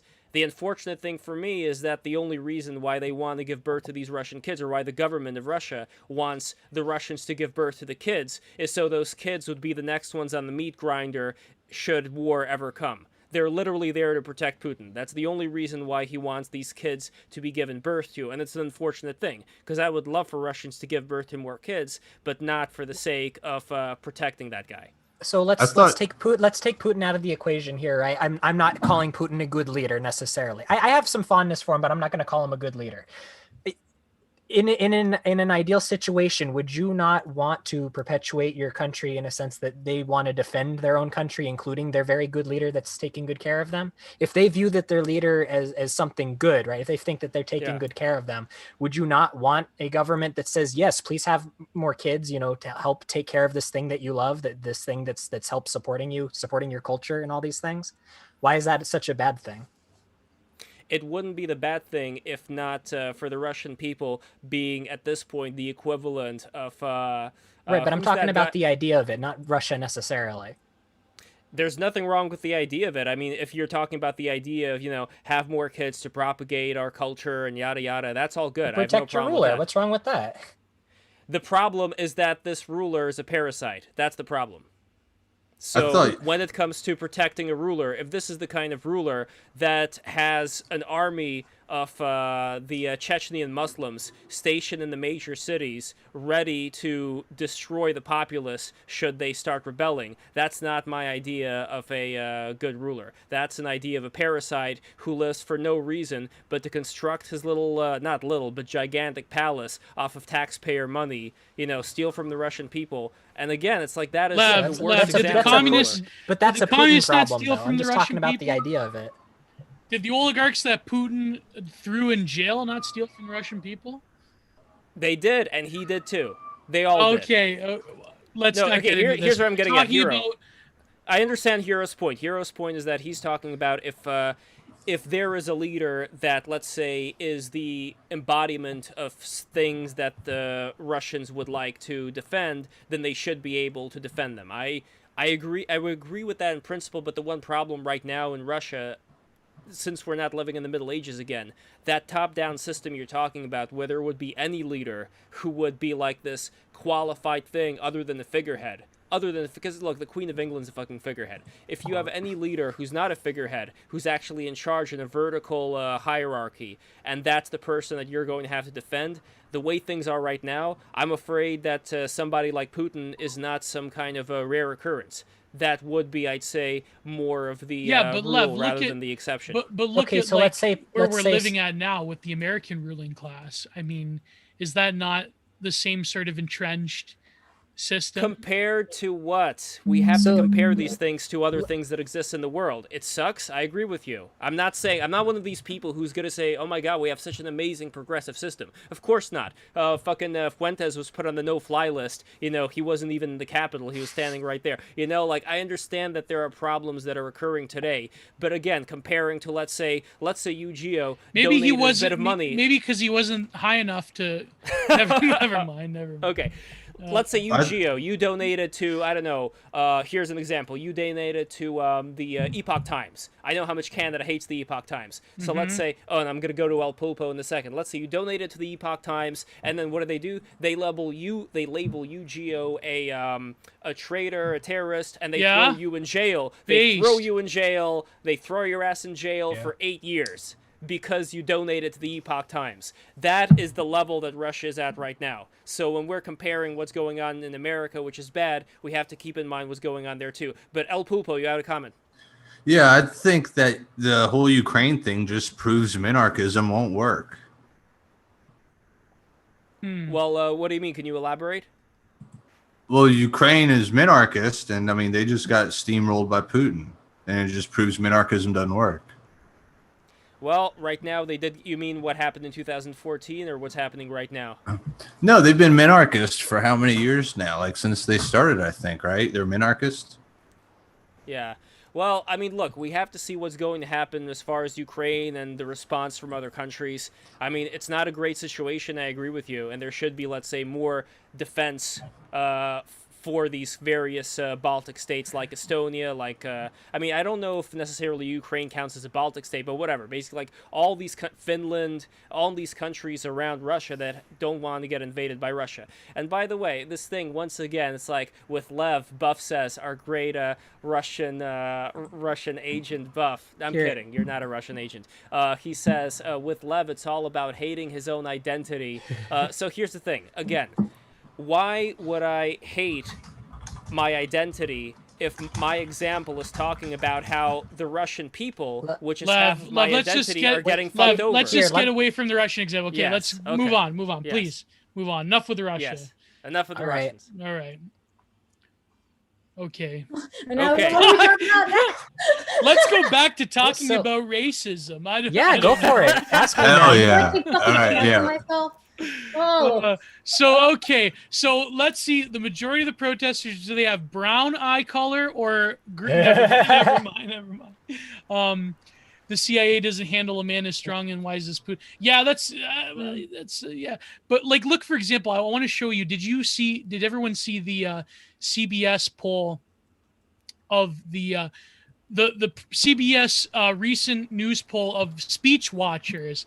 So Biden was presidential, 89%, caring, 89%, inspiring, 84%, bold, 80%. So, and people were saying that not even North Korea could come up with this level of propaganda. So I think that we have this tendency to view our own domestic situation. We sort of view it like other regimes via negativa, where it's like, well, we can't be that. Like, no way we're gonna like worship people like people worship Putin, like they're forced to worship Kim Jong-un, right? But it seems that that when you really look at the propaganda that's coming out, I mean, you can't even call it propaganda. That's an insult to propaganda. I mean, literally, first of all, I mean, how do you measure these things? But also just this sort of emphatic praise for the ruling class, especially with the current public health situation. It seems that the situation that we're posing, that, well, those backwards people in the rest of the world, that, you know, they have to worship their leaders like demigods. But really, I mean, come on, this is is it any different, right? Yeah, but not just is it any different, but also the way in which it's different is quite. Here you're meant to worship this impersonal managerial state. I mean, Biden couldn't even be there. It could be Kamala, it could be whoever. It's just it's a farce. Existence. Yeah, it's the existence of the state. Itself seems to be the object of worship, at least in majority Anglosphere countries. And it's not. I don't think it's it's obviously not an accident that that's the way it is. It's certainly not the natural order of things. It's because, I mean, when you just. I'm sorry? It is, though. To worship Joe Biden? No, to have what do you call it? You know, a strong leader at the top of the hierarchy. That's what I was getting at. I was going to say that. I was going to get to that and say it used to be like a religion or something like that, like Christianity or something, and now it's like the state is replaced that for a lot of people, and I think it's because of the clear campaign against any stable traditional structure or hierarchy or of values, whether it's your family or your religion, and the school just strips that all away, and then you're just left like worshiping like the state and the corporations and celebrities and shit like that. There was it's not just the schools, it's a lot of factors that are influencing that. I would argue that it's the corporations as well that are of course it's like the cathedral, right? That's the concept. Exactly right. There are some people now that are memeing themselves. Speaking of Vaustian, there are people that are memeing themselves that say that we should ban all homeschools like Germany does. Because homeschools are what weirdo conservative religious people do, and that, you know, we shouldn't have a right. The kids, they shouldn't have a right to escape indoctrination. That homeschooling should be banned. There's people that ironically believe this. I'm predicting a Ruby Ridge future for myself if they go through with that. Yeah, for real. I think it's really weird how when you look at centralized education, I mean, it's kind of like the evidence, let's face it, not very good, right? I mean, the way that America, it seems that the more centralized education gets in America, the more stupid, not stupid, or what's a good word? The more imbecilic the average student becomes, right? It's just, yeah. But don't you think now, after COVID, this could be the turning point? This could be the point where the parents look at their students watching this dribble on their Zoom call and instead tell them, no, kids, you're going to break the rules from now on, and this is where you're going to get your information from. Love, do you think the vast majority of people are going to do that, or is that only going to be like a small section of them? Well, there are certain things that are coming up right now, and I would just, again, I would err on the side of being hopeful here, just because these things, they take a long time to kind of mature. And if we're talking about something like that Barry Weiss article I mentioned about that teacher from this upper-class New York City school who wrote an article complaining about the critical race theory that was taught there, and then we had a parent of this girl who went to Beardsley School, which is also like another really high up there. I mean, Alexandra, you know the Beardsley, right? Wait, what? Sorry, Beardsley. It's a school in New York City, Beardsley Academy. Beardsley, I don't know. You know what I'm talking about. I think it's like called Beardson. Yeah. He runs a school now? Oh my god. Imagine him running a school. No, but Alexandra, you don't know what I'm talking about. Unfortunately, no. I went to private school, but I'd never heard of Beardsley. Or Brearley, I don't know if I'm pronouncing it correctly, something like that. Anyway, I'm going to look it up. But the point is that we had a teacher there who, no, not a teacher, a parent there, who was complaining. He wrote a letter about all this indoctrination and brainwashing that this school is trying to do to his daughter. So these are, this is like a Mr. Moneybags businessman coming out there and talking about these things. And at least some people are starting to talk. That's what I'm saying, Hero. It's not gonna happen like that. But some people are starting to talk. Some people are starting to make a fuss about it. And this is why, again, part of me thinks that this whole thing is going to balance itself out. Some people so is that to homeschool their kids because both parents have to work, which isn't the way it used to be now, is because the monetary system's been completely destroyed. Like they don't want people homeschooling and being home with their own children. They want everyone in the workforce. Yeah, which is fucking disgusting. School is to prepare you for being on the workforce, and if you like school, you'll love being a worker. Yeah, that's the unfortunate part of it. That's why I went to homeschool from 5th grade. So, Lev, is this a sign of things balancing back out, or is this a sign that things are dissolving faster than they can keep a hold on?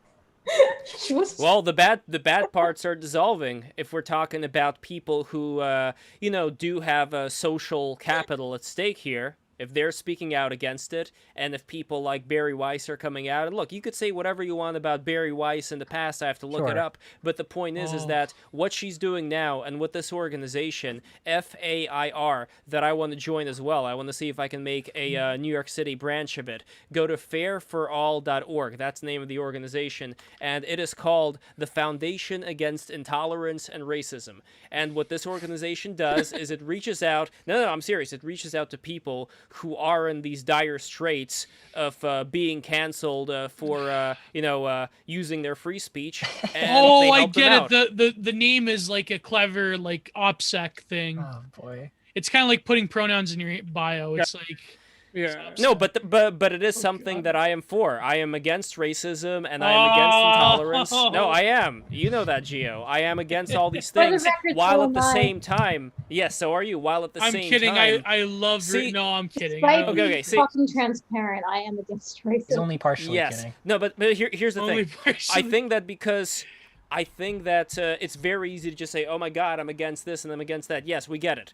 But I think it is important to be nuanced here. And my nuance in particular comes from the fact that I still believe, like I said when Liberty Lockdown was here, that there is a certain threshold that I expect people to reach. I don't care where they happen to be from. Everybody could get to a higher level. And that's why if you don't meet that threshold, then I don't think that there would be countries that should let you be a part of them if you don't meet that threshold. That's all I'm saying. It's like, it has nothing to do with race, it has nothing to do with ethnicity. And I'm sure that everybody, who wants to meet that threshold, who works at it, if they really are a big fan of being in the particular country that they want to be in, like, I don't know, Australia with their point system or whatever, then they have what it takes and they will be able to reach that goal. I don't believe in any discrimination whatsoever when it comes to racial characteristics, but I still believe that there should be this threshold just so that we would have like a society that would, vibe with itself and be able to, to produce. Right, but things. you're describing something that you would have to opt into, and it's disregarding the vast amount of people that are already here in the country and that are coming into the country every day. That just absolutely does not apply. Hero, nothing's perfect. Nothing's perfect. I know that. I'm just I'm not criticizing. I know this is the model. I'm just saying. I'm saying it's. I think it's incredibly impractical in a lot of ways, because unless you're talking about something that breaks away from what we have right now, in addition to all these other things that are going to happen, this isn't something what you're talking about is going to require deporting an enormous amount of people that have already been here for a long time. I disagree. I don't think that's what it takes. I really do believe that the people who are here can get to a way higher level than they are right now. We have a big problem with our education system. They can, but are they inclined to do so? People aren't inclined to get up in the morning. The state perpetuates their inclination to not do so by all the policies that we have now. Yeah, but they're also naturally predisposed to other modes of life. So what? North Koreans are naturally predisposed to being shorter than the South Koreans. These things, they take generations, but they can change. Right, but they build societies around that. Right, but they built societies around that. My question is, why fight it? Why make it so much harder for them? Why not allow them, leave them to their own devices to do that? It's always a fight, because that's the whole thing. This whole thing is always a fucking fight. There's nothing we could do about that, because the other solution is basically to implement a dictator that's going to have you against the wall as well, Hero. I mean, not that I want that. I'm completely against that, but my point is that if it comes to that, I'm willing to swallow that pill, personally. Oh my God, Hero, don't say that. Yeah, bro, I love you. I don't want anything bad to happen to you, nor Gio. And my point is that you talk about it very casually now. I really do think, by the way, and I'm not saying it particularly with you guys, but in general, the casual observers who talk about a lot of these very big things and perpetuate like certain ideas without necessarily, you know, second guessing themselves, there's a power in that. And I'm not saying that in a positive way, where that could actually lead to something that would start to grow and start to create a Frankenstein monster that's eventually going to consume Geo, it's going to consume Hero, it's going to consume Neocon Remover, it's going to consume Alexandra, including the feet. That's right, Alexandra. It's going to consume you feet first. Okay, love. Because that's what the chap wants. Please, I feel. Why do you guys do bad, this? like, Notice every that he time. didn't say that it would consume me. Yes, Only because you're because made she's of our armor. friend, and I don't feel. And El like... Pulpo's a duck. El Pulpo's a duck. He could just like go in the water. You know, just, like, Lev, I gotta swim say, away. last You're stream you were giant going duck. pretty wild with some of the jokes. I don't Just- feel please like just stop focusing on it. Focus on the discussion. I feel instead. like Yes. every time yes. I don't want to make a situation where every time we have a female guest on, that we're gonna Then quit talking about it. Yes. Yeah, but We're gonna feed it up. Okay. No, we're Well, I good. just wanted to Oh say my something real God. quick. I like the idea that Lev is talking about of sort of like sort of cultures maintaining their sort of cultural homogeneity, I guess. But you know, I find most of this conversation so boring because it's talking about like things that are intangible and they're not really like they don't really like matter on a material basis. Like so much of this is built around the ideas of, you know, monopoly of force and all that stuff, and like, yeah, you know, you can do this sort of liberty lockdown where he's like exit, but eventually, you know, it'll come for you, and but you know, you can rely on collapse, I guess, to deal with your problem, but at the end of the day, to me, it's like you're still going to be creating a like state environment. Like you're still going to be creating a place where you are in control and others are not.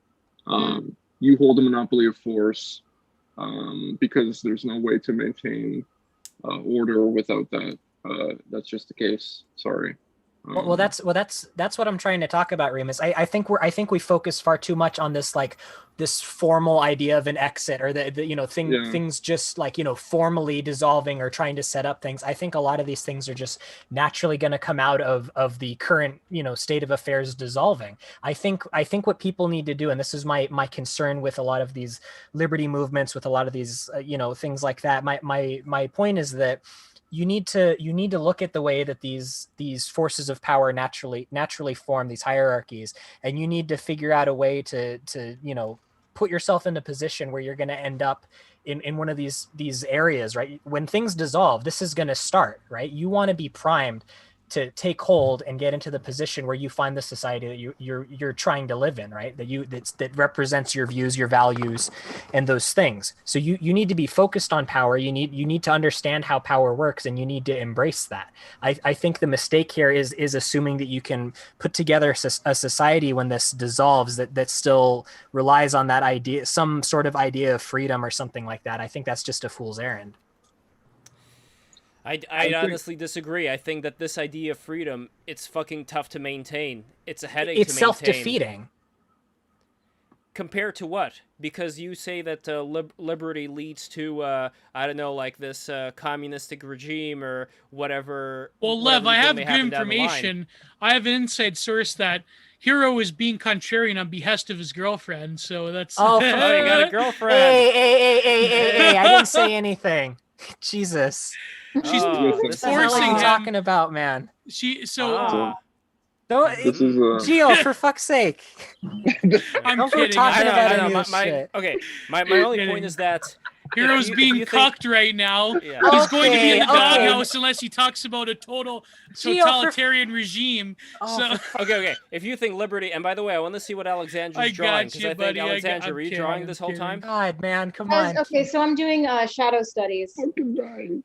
Oh, Oh, Wow. nice. Oh, cool. It's Colin Nice. Kaepernick. it's a risque image in these current climates. What? Your skin's a little dark there. Okay, watch out. Don't What? let the media what see the that. fuck? Doing Stream is just, thank God. he's doing like half blackface. Oh, that's awesome. You know? falling Yeah, apart. you know, it's a. No, it's a chiaroscuro. It's not. No, It's no, not blackface. It's chiaroscuro. no, I have to. Once I'm done, I lower the opacity, and it looks like an actual shadow. So Yeah. that's the whole It looks But it like half kinda- a police sketch. That's cool. This is me. I'm practicing for my real art, so that when I have to draw a character in a certain lighting, I'll know exactly where to put the shadows. Yeah, it's a bit. Yeah, It's no, chiaroscuro. it's a study. I get it. Nice. That's a good idea. Alexander, you are a great artist, and you also have good taste in art. You post a lot of good stuff. Thank Everybody, you. you gotta follow yeah. her agree. Porco Yeah, I Rights need Circle to, work like- with Blonde again. Oh, I need to post like okay. So I'm more active on Instagram and on Facebook, but I will get Follow me around to on like updating my Twitter and putting more photos and drawings and stuff on that, and being more of a presence on What's Twitter. what's your Instagram? My Instagram my art actually okay, so my hold on, my Instagram it's got kind of a stupid name. Hold on. And everybody subscribe. While Alexandra's searching for it, subscribe right now. This has been a very contentious, in a good way, stream, and I really appreciate all the people who have come here from Neocon Remover and El Pulpo and Liberty Lockdown. I love all of you to death, and I really appreciate it if you would subscribe right now to our YouTube. Thank you so much. So, Alexandra, what is the name of your Instagram? Okay, it's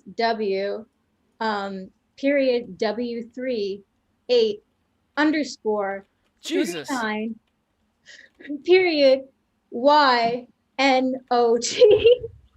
No. Elon Oh, Musk's here we go. kid. It actually worked. It actually worked. I'm so surprised I was able to do that. Here it is.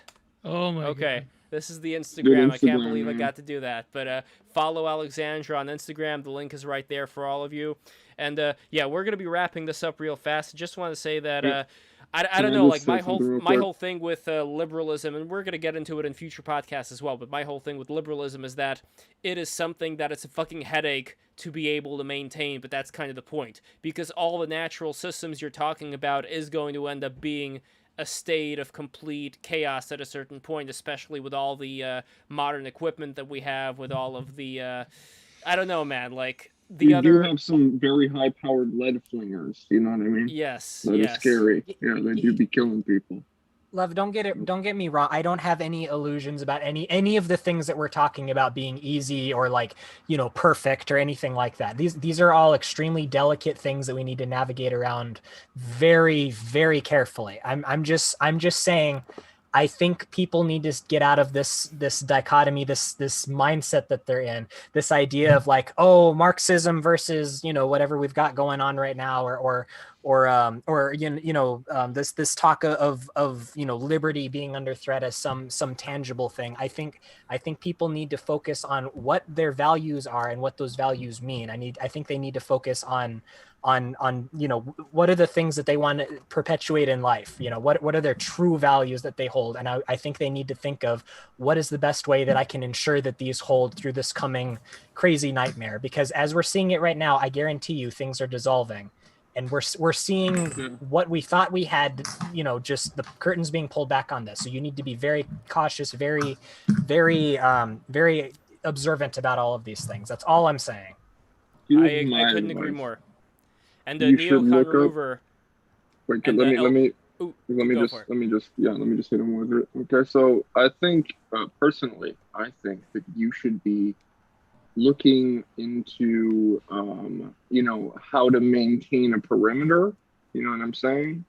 Learning how to do things like that, maintain perimeters, guard duty type things. Yes. You should learn. Maybe read. I can't remember his name, but the Viet Cong, the guy who ran the Viet Cong, his Andrew Ho Yang. Chi sort of like- Minh. the sort of Oh, Andrew wait. Yang was good. Understanding how guerrilla tactics work and how to wage asymmetric warfare. But Study also, herbalism. yes, homesteading and that kind of thing, Yeah. animal husbandry. I think, go meet your neighbors. Okay, That too. go find out which of these people are people that you believe that you can rely upon. Form which alliances and friendships. Exactly, because because this kind of stuff is way more important Yes. Shit like all of the lofty, theory self shit. It's more Exactly. important to be able to survive with the people around you than anything else. And these types of interpersonal relationships are going to be extremely important. And it's important also to be a useful person because non-useful people. Well, it's important to be a person, I think. Yeah, but it's most important to be a useful person in potential meltdown situations, right? It's because better. It's going to become imperative. You're no longer a burden. Self-satisfaction. I don't want to believe that some people are more valuable than others because they fulfill a certain role. I don't believe in that. But I don't know about that. But in terms of one's mental health and self-respect, it's much easier to have those things when you are useful, then when you play a role and you fulfill a fucking niche in society and people applaud you and you have a thing that you do. That's just human nature. It's good for you, but it's also, this is going to become necessary is more what we're talking about. I'm talking about, I mean it in the sense it will make you less disposable. Let's put it that way. What does Jules mean by this? If you have to know your neighbor to get along, it's because you're dolphin illiterate. Dolphin illiterate. What is dolphin illiterate? Oh my god, somebody call James Lilly.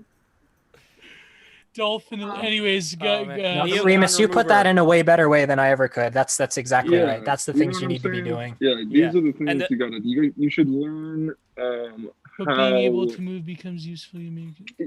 You should learn what it's like to be under siege. This is a good way to understand. That's why we have the BTR-chat. Yeah.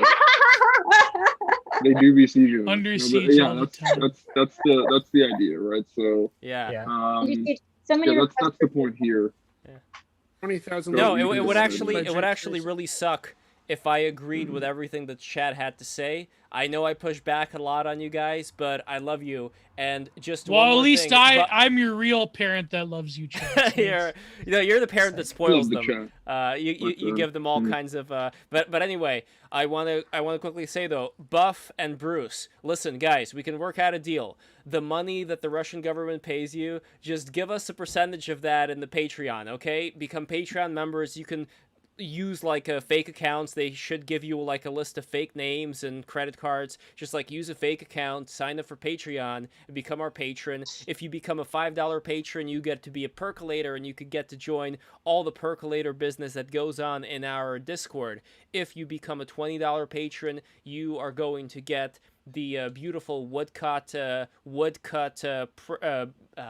magnets that my father created. And if you become a $30 patron, you are also going to get Geo's absolutely exquisite prints from the TFW No GF series. And here are the magnets, and I'm going to show the prints right afterwards. And here are the prints in action. If you become a $50 member, you get all that, plus Jules Hamilton's beautifully painted Warhammer 40k figures, Geo's beautiful painting, an additional painting from Geo from the Bob Ross style, and you are also going to get, in addition to the magnets, a custom magnet, whatever you want designed. So again, let's work out a deal. Go contact the people you need to contact. Let's get this thing growing, and I really appreciate you being here as well. I don't care who you get paid by. I love the fuck out of you. I'm only kidding. I know you're not working for the Russian government. This was all a joke. Anyway, Lev, what would you do if you saw one of your dad's magnets in the background of a picture that Putin put out? Oh my god, that would be incredible. Wait, Byzantium Geo, I want to buy your fish painting. Yeah, my fish paintings unfortunately might be pricey because it's taking me longer than expected to do all. It's really beautiful, by the way. Good job, man. Well, I finished almost all of them. I just have to do glazes and everything to make it ready. It was unfortunately, I'm gonna have to make more money on it than I thought that I was gonna have to make. Unfortunately, gonna have to make more money. It's true, man. I lowball the shit out of people. I'm tired of that, man. I want to get to Neocon Remover and El Pulpo. They are the guests of honor, and they have been silent as a fucking saint all this time. While we're shilling and talking about bullshit. While we're shilling, exactly. So I want to find out from you guys. Sorry, I'm a loudmouth today. My bad. Don't worry about it. Well, do you agree with what Remus and Hero were talking about as far as what would be expected of the new society, as it were? What the focus should be. I mean, just making alliances and making, friendships, more or less. I mean, maybe not so many words, but basically just trusting people in your community and building like coalitions. I mean, I agree with that, obviously. That's like what civilization is built on, is like cooperation, Yeah. Mm-hmm. I mean, it is kind of like it's like a duh in a way. It's like a no shit. Of course, we got to do this. Although it does, I do bear in mind that it is important to repeat it once in a while because people do forget. But one other thing that I want to say is there was in your last podcast, which I really enjoyed listening to, you had a friend of yours, a gay friend of yours, come on there, and he was also talking about how the culture is really changing right now, where there's not even room for the gay people, the gay men, in the side of the society that they were once a part of. And I found that to be pretty interesting. Like they are also probably going to be, I don't know if getting red pilled is the right word here, but do you know if that was his journey, at least, like that he started looking at things in a different way, where he starts from seeing this pushback, or do you guys go way back? That's the part that I don't know. I know as much as you do from that podcast. I didn't ask him anything extra about it off air, but I get his point of basically that, whatever bought him really cool protection and minority status, like in the 90s or something, means essentially nothing today. He's viewed just as much as a straight white male. He's just a gay white male. So it doesn't really buy him much favor with, like shielding him from cancel culture or something like that. I mean, that was his point, and I can't speak any more than what he said on that podcast. I didn't really ask this? Him. At Fryan _BRY. His name is Fryan. I think that's his Twitter handle. Yeah, that's Oh right. man, is anybody else's ass like super sore? Oh my god. No, because I have a standing Ramping desk. up. I don't have have. those I'm sure problems. Fryan's is Oh! I don't get That was it. good. because he's gay. He homosexual. has sex with men. Oh, That is the Yeah. joke. And Yeah. it's so painful he has to take drugs. oh, Oh, Copper. Come on, don't say that. Oh no. It's from the fucking Ugandan video, dude. Remember? Yeah. Why are you gay? I do What? gay. Why But he was are you talking to a gay? lesbian, and You're I You gay. are gay. It is so painful they have to take drugs. You eat the poo poo. Oh god! By the way, we have a That shout out video, from oh my Jacob God. Lindsay. Jacob Jake, Lindsay of my boy. Childerberg. Oh hell You yeah! get- What up? So he says everything is going great with Childerberg. Yeah, so we are almost about to end this thing, but I really appreciate everybody being here. I love El Pulpo and Neocon Remover. I love the duck with the cigarette, by the way. That is a very beautiful design. I just wanna pet that duck on the head and light the cigarette, because it's probably really wet where that duck is, so he can't really have a proper smoke that way. No, that's an actual picture of me. And if they ban menthol cigarettes, I'm going to be a duck with a gun, and I'm going to march myself right into. Beast. Oh. Oh man! Wait. By the way, I really wish I could find that picture. I saw it today. The black guy and the white guy that they were doing the fist bump and the menthol cigarettes was right in that Oh yeah, area. this is what the establishment fears. That one. Yeah. It's That's over an the amazing menthols. picture. That Yeah. might be a little bit more real than people think. Unironically, because it's the kind of thing. It's like prohibition of the alcohol. Yeah, it's a very working class thing to attack. Yeah. Exactly. Like, yeah. Like, well, Yeah, I I'm can't not even a say big myself. fan of. The fuck? I do have a plug, though, I'd like to have. Yes. Put out before we end. I'd like everyone to go to boys.town. That's BOYZ.town. It's the official Libertarian Party page. It's paid for by Nicholas Sarwark, the former head of the CIA and the Oh my Libertarian God. Party. Is this And a they troll? sponsor this page. No, it's not a troll. Go to boys.town, BOYZ.town. It's the official Libertarian Party platform.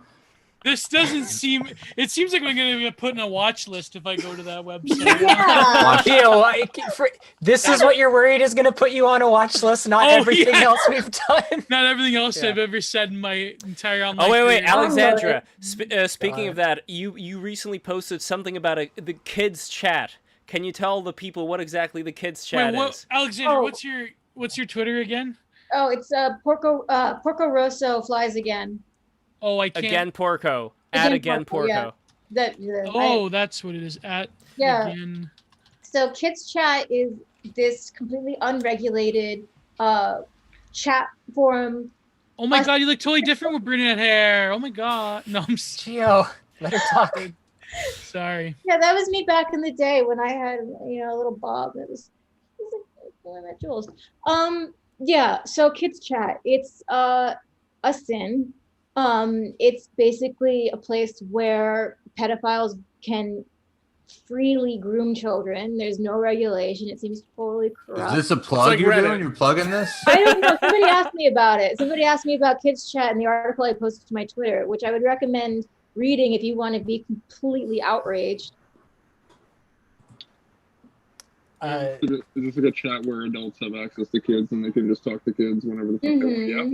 Yeah. Yeah. But the one thing that I don't get is Why is it sponsored by personally Microsoft? I don't know. yeah. I personally think I could be wrong about this, but Oh, who God. the fuck would ever use some weird ass kids chat? I mean, today we have Stupid TikTok, we kids have like and pedophiles. I know. Well, I mean, only the loneliest, nerdiest kids, The and most vulnerable thus the children. ones most susceptible to grooming. You know, I Okay, bet well- people could find the IP address and then the actual address of those people. Just saying. It's probably Just got the saying. same IP address Probably as the could. Obamacare website. Oh my god. You know what Oh, that man. reminds me of? That reminds me of one of the most classic episodes of Steve Wilkos was the first season with Jack McClellan. This guy was a quote unquote, he started the ethical pedophile thing, and he had this website that was shut down by the FBI about like where he would rate like events that like little girls and kids went to, and he had these guides about how to do it, how to like employ children ethically, and Steve Wilkos just like fucking just like ram him down. It was amazing. wait, Oh, wasn't yeah. one of you on the There's- Steve Wilkos show in person? Remus, was that you? Were you on the Steve Wilkos show in the audience? Well, I was Yeah, wearing a I hood. went to Steve Wilkos. No, I thought there we go. Lev, I thought you implied that he was a guest on Steve Wilkos. No. that- I said Yeah, no, in I that the him and audience. his In the wife audience. were I they had to get a murdered some paternity test. Shout Yeah, out to right. conscious. Yeah. So wait, Remus. So wait. Yes. Yeah. Wait. So you were on the Steve Wilkos show, Yeah, well, I was in the audience. Yes, there were many people there as well. and what did you see? The episode was about a mother. It was essentially a estranged family, an estranged father.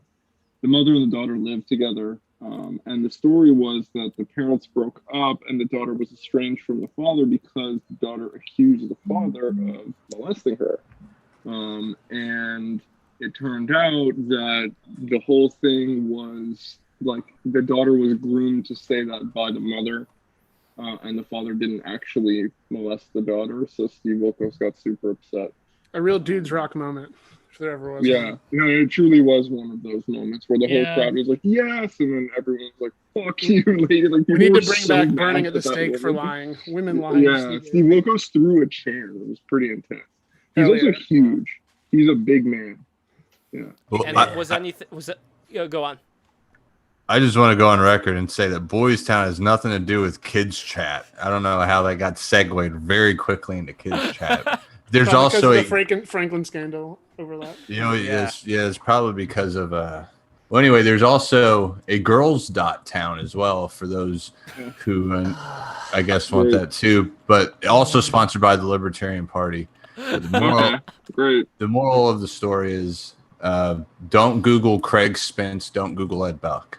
Don't Google those things. It's the moral of my story. That's all the plugs I have. Thank you. Thank you. Wait, what does El Pulpo mean, by the way?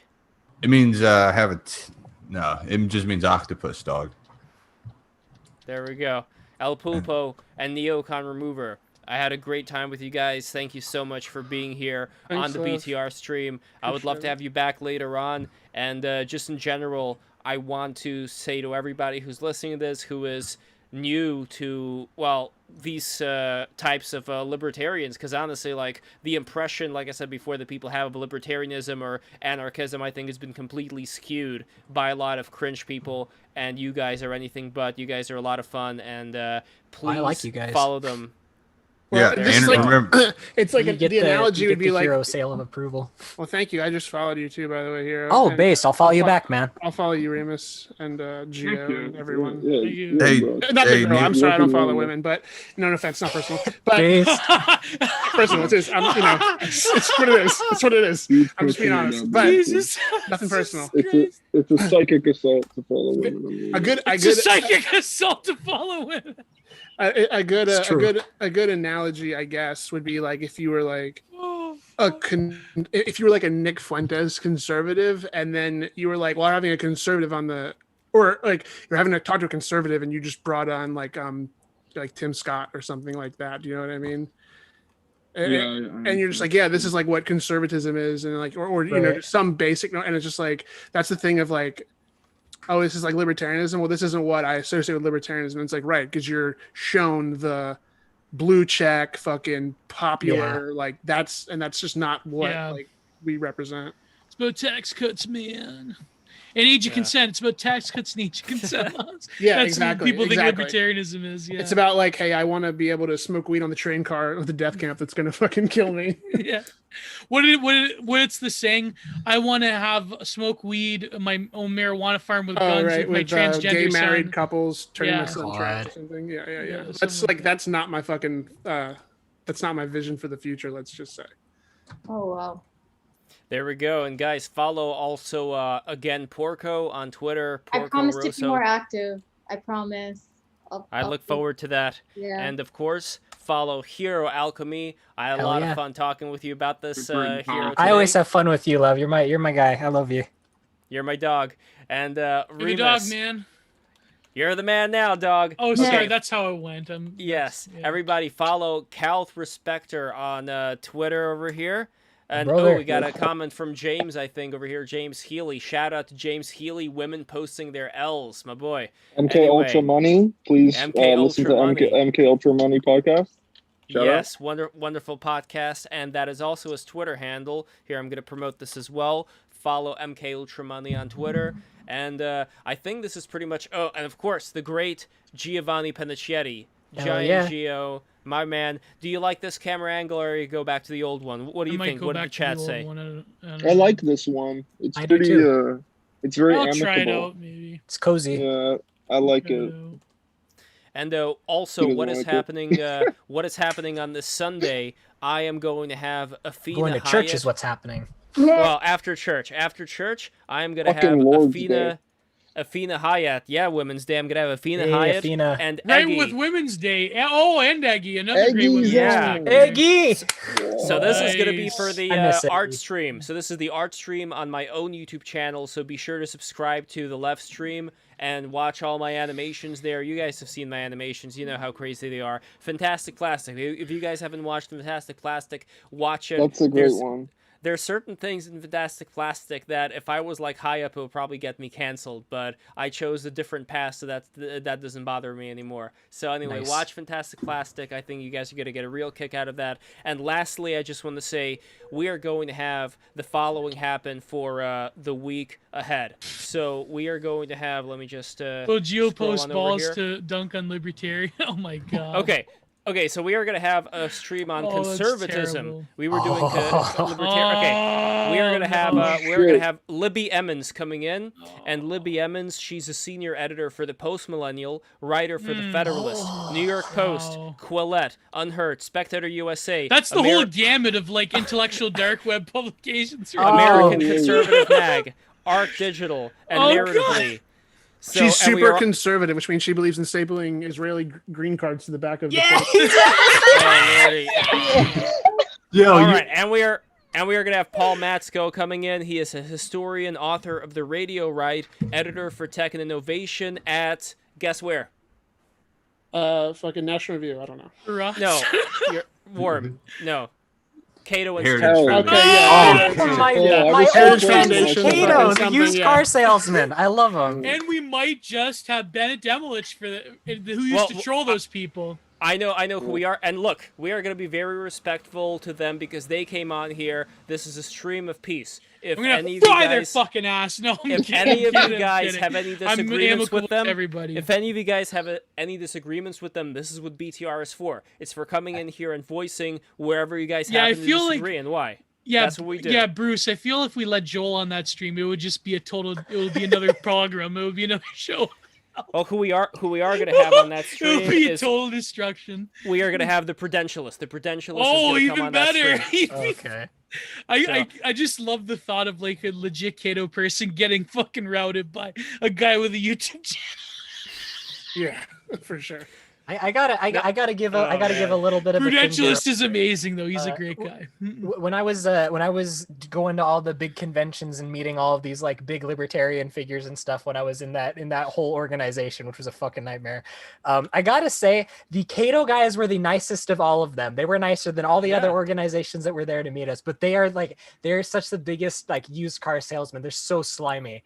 They will sell you their left leg to give you propaganda. Literally, they literally had an article the other week about how sweatshops are good. Yeah, I saw that. Yeah. They're the nicest guys, but they will sell you their left leg to try and get you. They'll sell their souls like Bart. It's to so crazy. Yeah. Hey, I bet they probably know who we are, so you should ask them what the anarchists on Twitter think about them. Oh man. Sure. And next we are going to have Thursday, May 6th. This is going to be another Why did I reverse say it's going to debate. be a show? I'm fucking trying to get away from those stupid memes. I'm sorry. This is going to be. This is okay. So we are going to have Thursday, May 6th. This is going to be our next reverse debate. Our next how do we call it? Argue my position. Argue my position. And it's going to be Christianity versus paganism. Everybody, yay! Boy. We are gonna have. We had to find the most non-pagan pagan and the most non-Christian Christian to do it. We had to find a fucking Mormon and a weird Aiden Paladin who is kind oh of. My god! Yeah, that was gonna be great. Just to make sure no one's gonna blaspheme themselves, we had to find like the most non-Christian most non-pagan pagan. Oh my god. Oh my god. We couldn't have I don't know, like Jay Dyer against Varge Victors. No, it had to be that. Gio, get you versus like I don't know. Any of the pagans that I follow, just like any of them. Go. No, but they wouldn't do it. I mean, maybe, who knows? I mean, maybe we should get who's a good Well, we could bring people on the panel, and then if they really want to, they can put their dukes up in the reverse debate if they so choose. But anyway, we are then going to have another art stream Sunday, May 9th with Made a Nomad, and we are going to have Ed West, who is the senior editor of Unheard. He's confirmed he is coming in Tuesday, May 11th, and we are also going to have with him Kathy Young. She is coming in. No, fucking no! Yes. Yes. What? Oh my god! Did you just say Kathy Young? I can't fucking believe that. That's like I just had some whiplash there. Oh my god! You fucking ruin her. What's wrong? No, you're not gonna ruin her. But I could back reverse suplex. Put in the camel clutch. No, Holy shit. Listen, Gio. We are a stream of peace. We are here to make these connections that otherwise would not be made. That's the whole point. That's why we're not in the fucking echo chamber. I hope she doesn't find my tweets where I call her a gutless sellout. I hope she doesn't find those. Yes, yes, Gio. All right. Well, look. We're doing this thing. We're gonna go through the whole Gamergate grifter bargain barrel. It's gonna happen. Oh my dude. We're gonna go through all of them. We're gonna fucking ruin it. We're gonna have David Serini on. And lastly, and this last one. Well, I mean, Sargon comes cheap nowadays. We'll probably get Sargon on in the future. I would like to see Sargon on here. He's kind of fun to talk to. Who I really want to see on here. It's just a matter of getting him on because he wants to come on. Is Styx. I really want to get Styx on, so we are going to. I thought you said we're in talks right now with Styx. Yeah, we are in talks. That's why we got to figure out when to do it. I'd love to see that. But lastly, this I don't know. He freaked out on me once on Twitter. This is the last. Don't worry about it. I want to invite my transgender sex worker friend Ishtar onto the stream. Oh my god! Excellent. Yeah. Do it. Thank you. I Sounds like a real libertarian. We've had transgender. Well, she does these cartoons that are fucking amazing. And I think I've heard of Ishtar. Really? She's an artful might- blunder. I don't know what the fuck. Artful doll. Something. Anyway, she's on Instagram and she does except she took all her cartoons down. She doesn't want to be internet famous anymore, so maybe she won't go. Fuck. All right, Well, there's a 41% chance she'll be on, so we'll look forward to it. Okay, lastly, God, Tuesday, no. Tuesday, Oh my May, God, Tuesday, no. May 18th. Tuesday, Oh, May 18th, we fuck. are having a stream with the Credentialists as well on the future of governance. And we have with us Garrett Jones, who is the writer of the book 10% Less Democracy, and Mark Terrell, who is the founder of Undavos, author of Scaling, educator and strategist, and he is a World Economic Forum tech pioneer.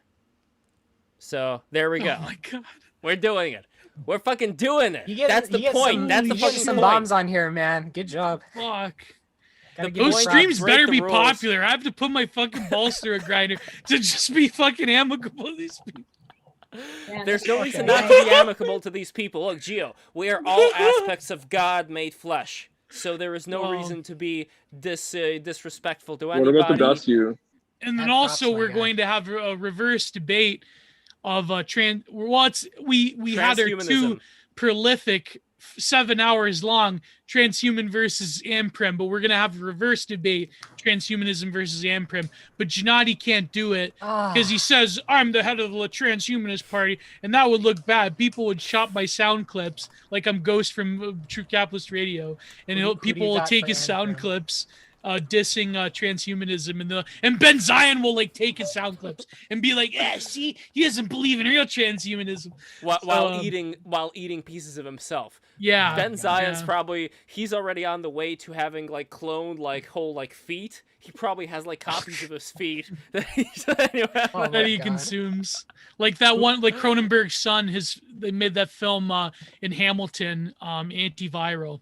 That's a great film. It's basically like that, where people clone the genetic material of celebrities and eat them. So that's like. Well, there was a video that Justin Wang put out recently about this guy who got his foot in. You saw that, right? No. That video. It's a really But- good video. It's about a guy who got his foot injured to such an extent that they had to chop it off. But he got to keep his foot, and he decided, you know what if I cook it? So he cooked his foot, like the meat inside, and it actually, according to him, tasted pretty good.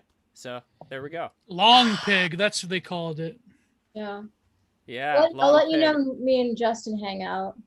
It'll pig. happen. Oh yeah. I'd love to have him on BTR as well. So anyway, guys, this is the end of the stream. It's been a long one, but a real fun one. I appreciate all of you guys talking about these things. Wishing everybody the best. Everybody subscribe to BTR right now. Keep on subscribing. Subscribe, and subscribe.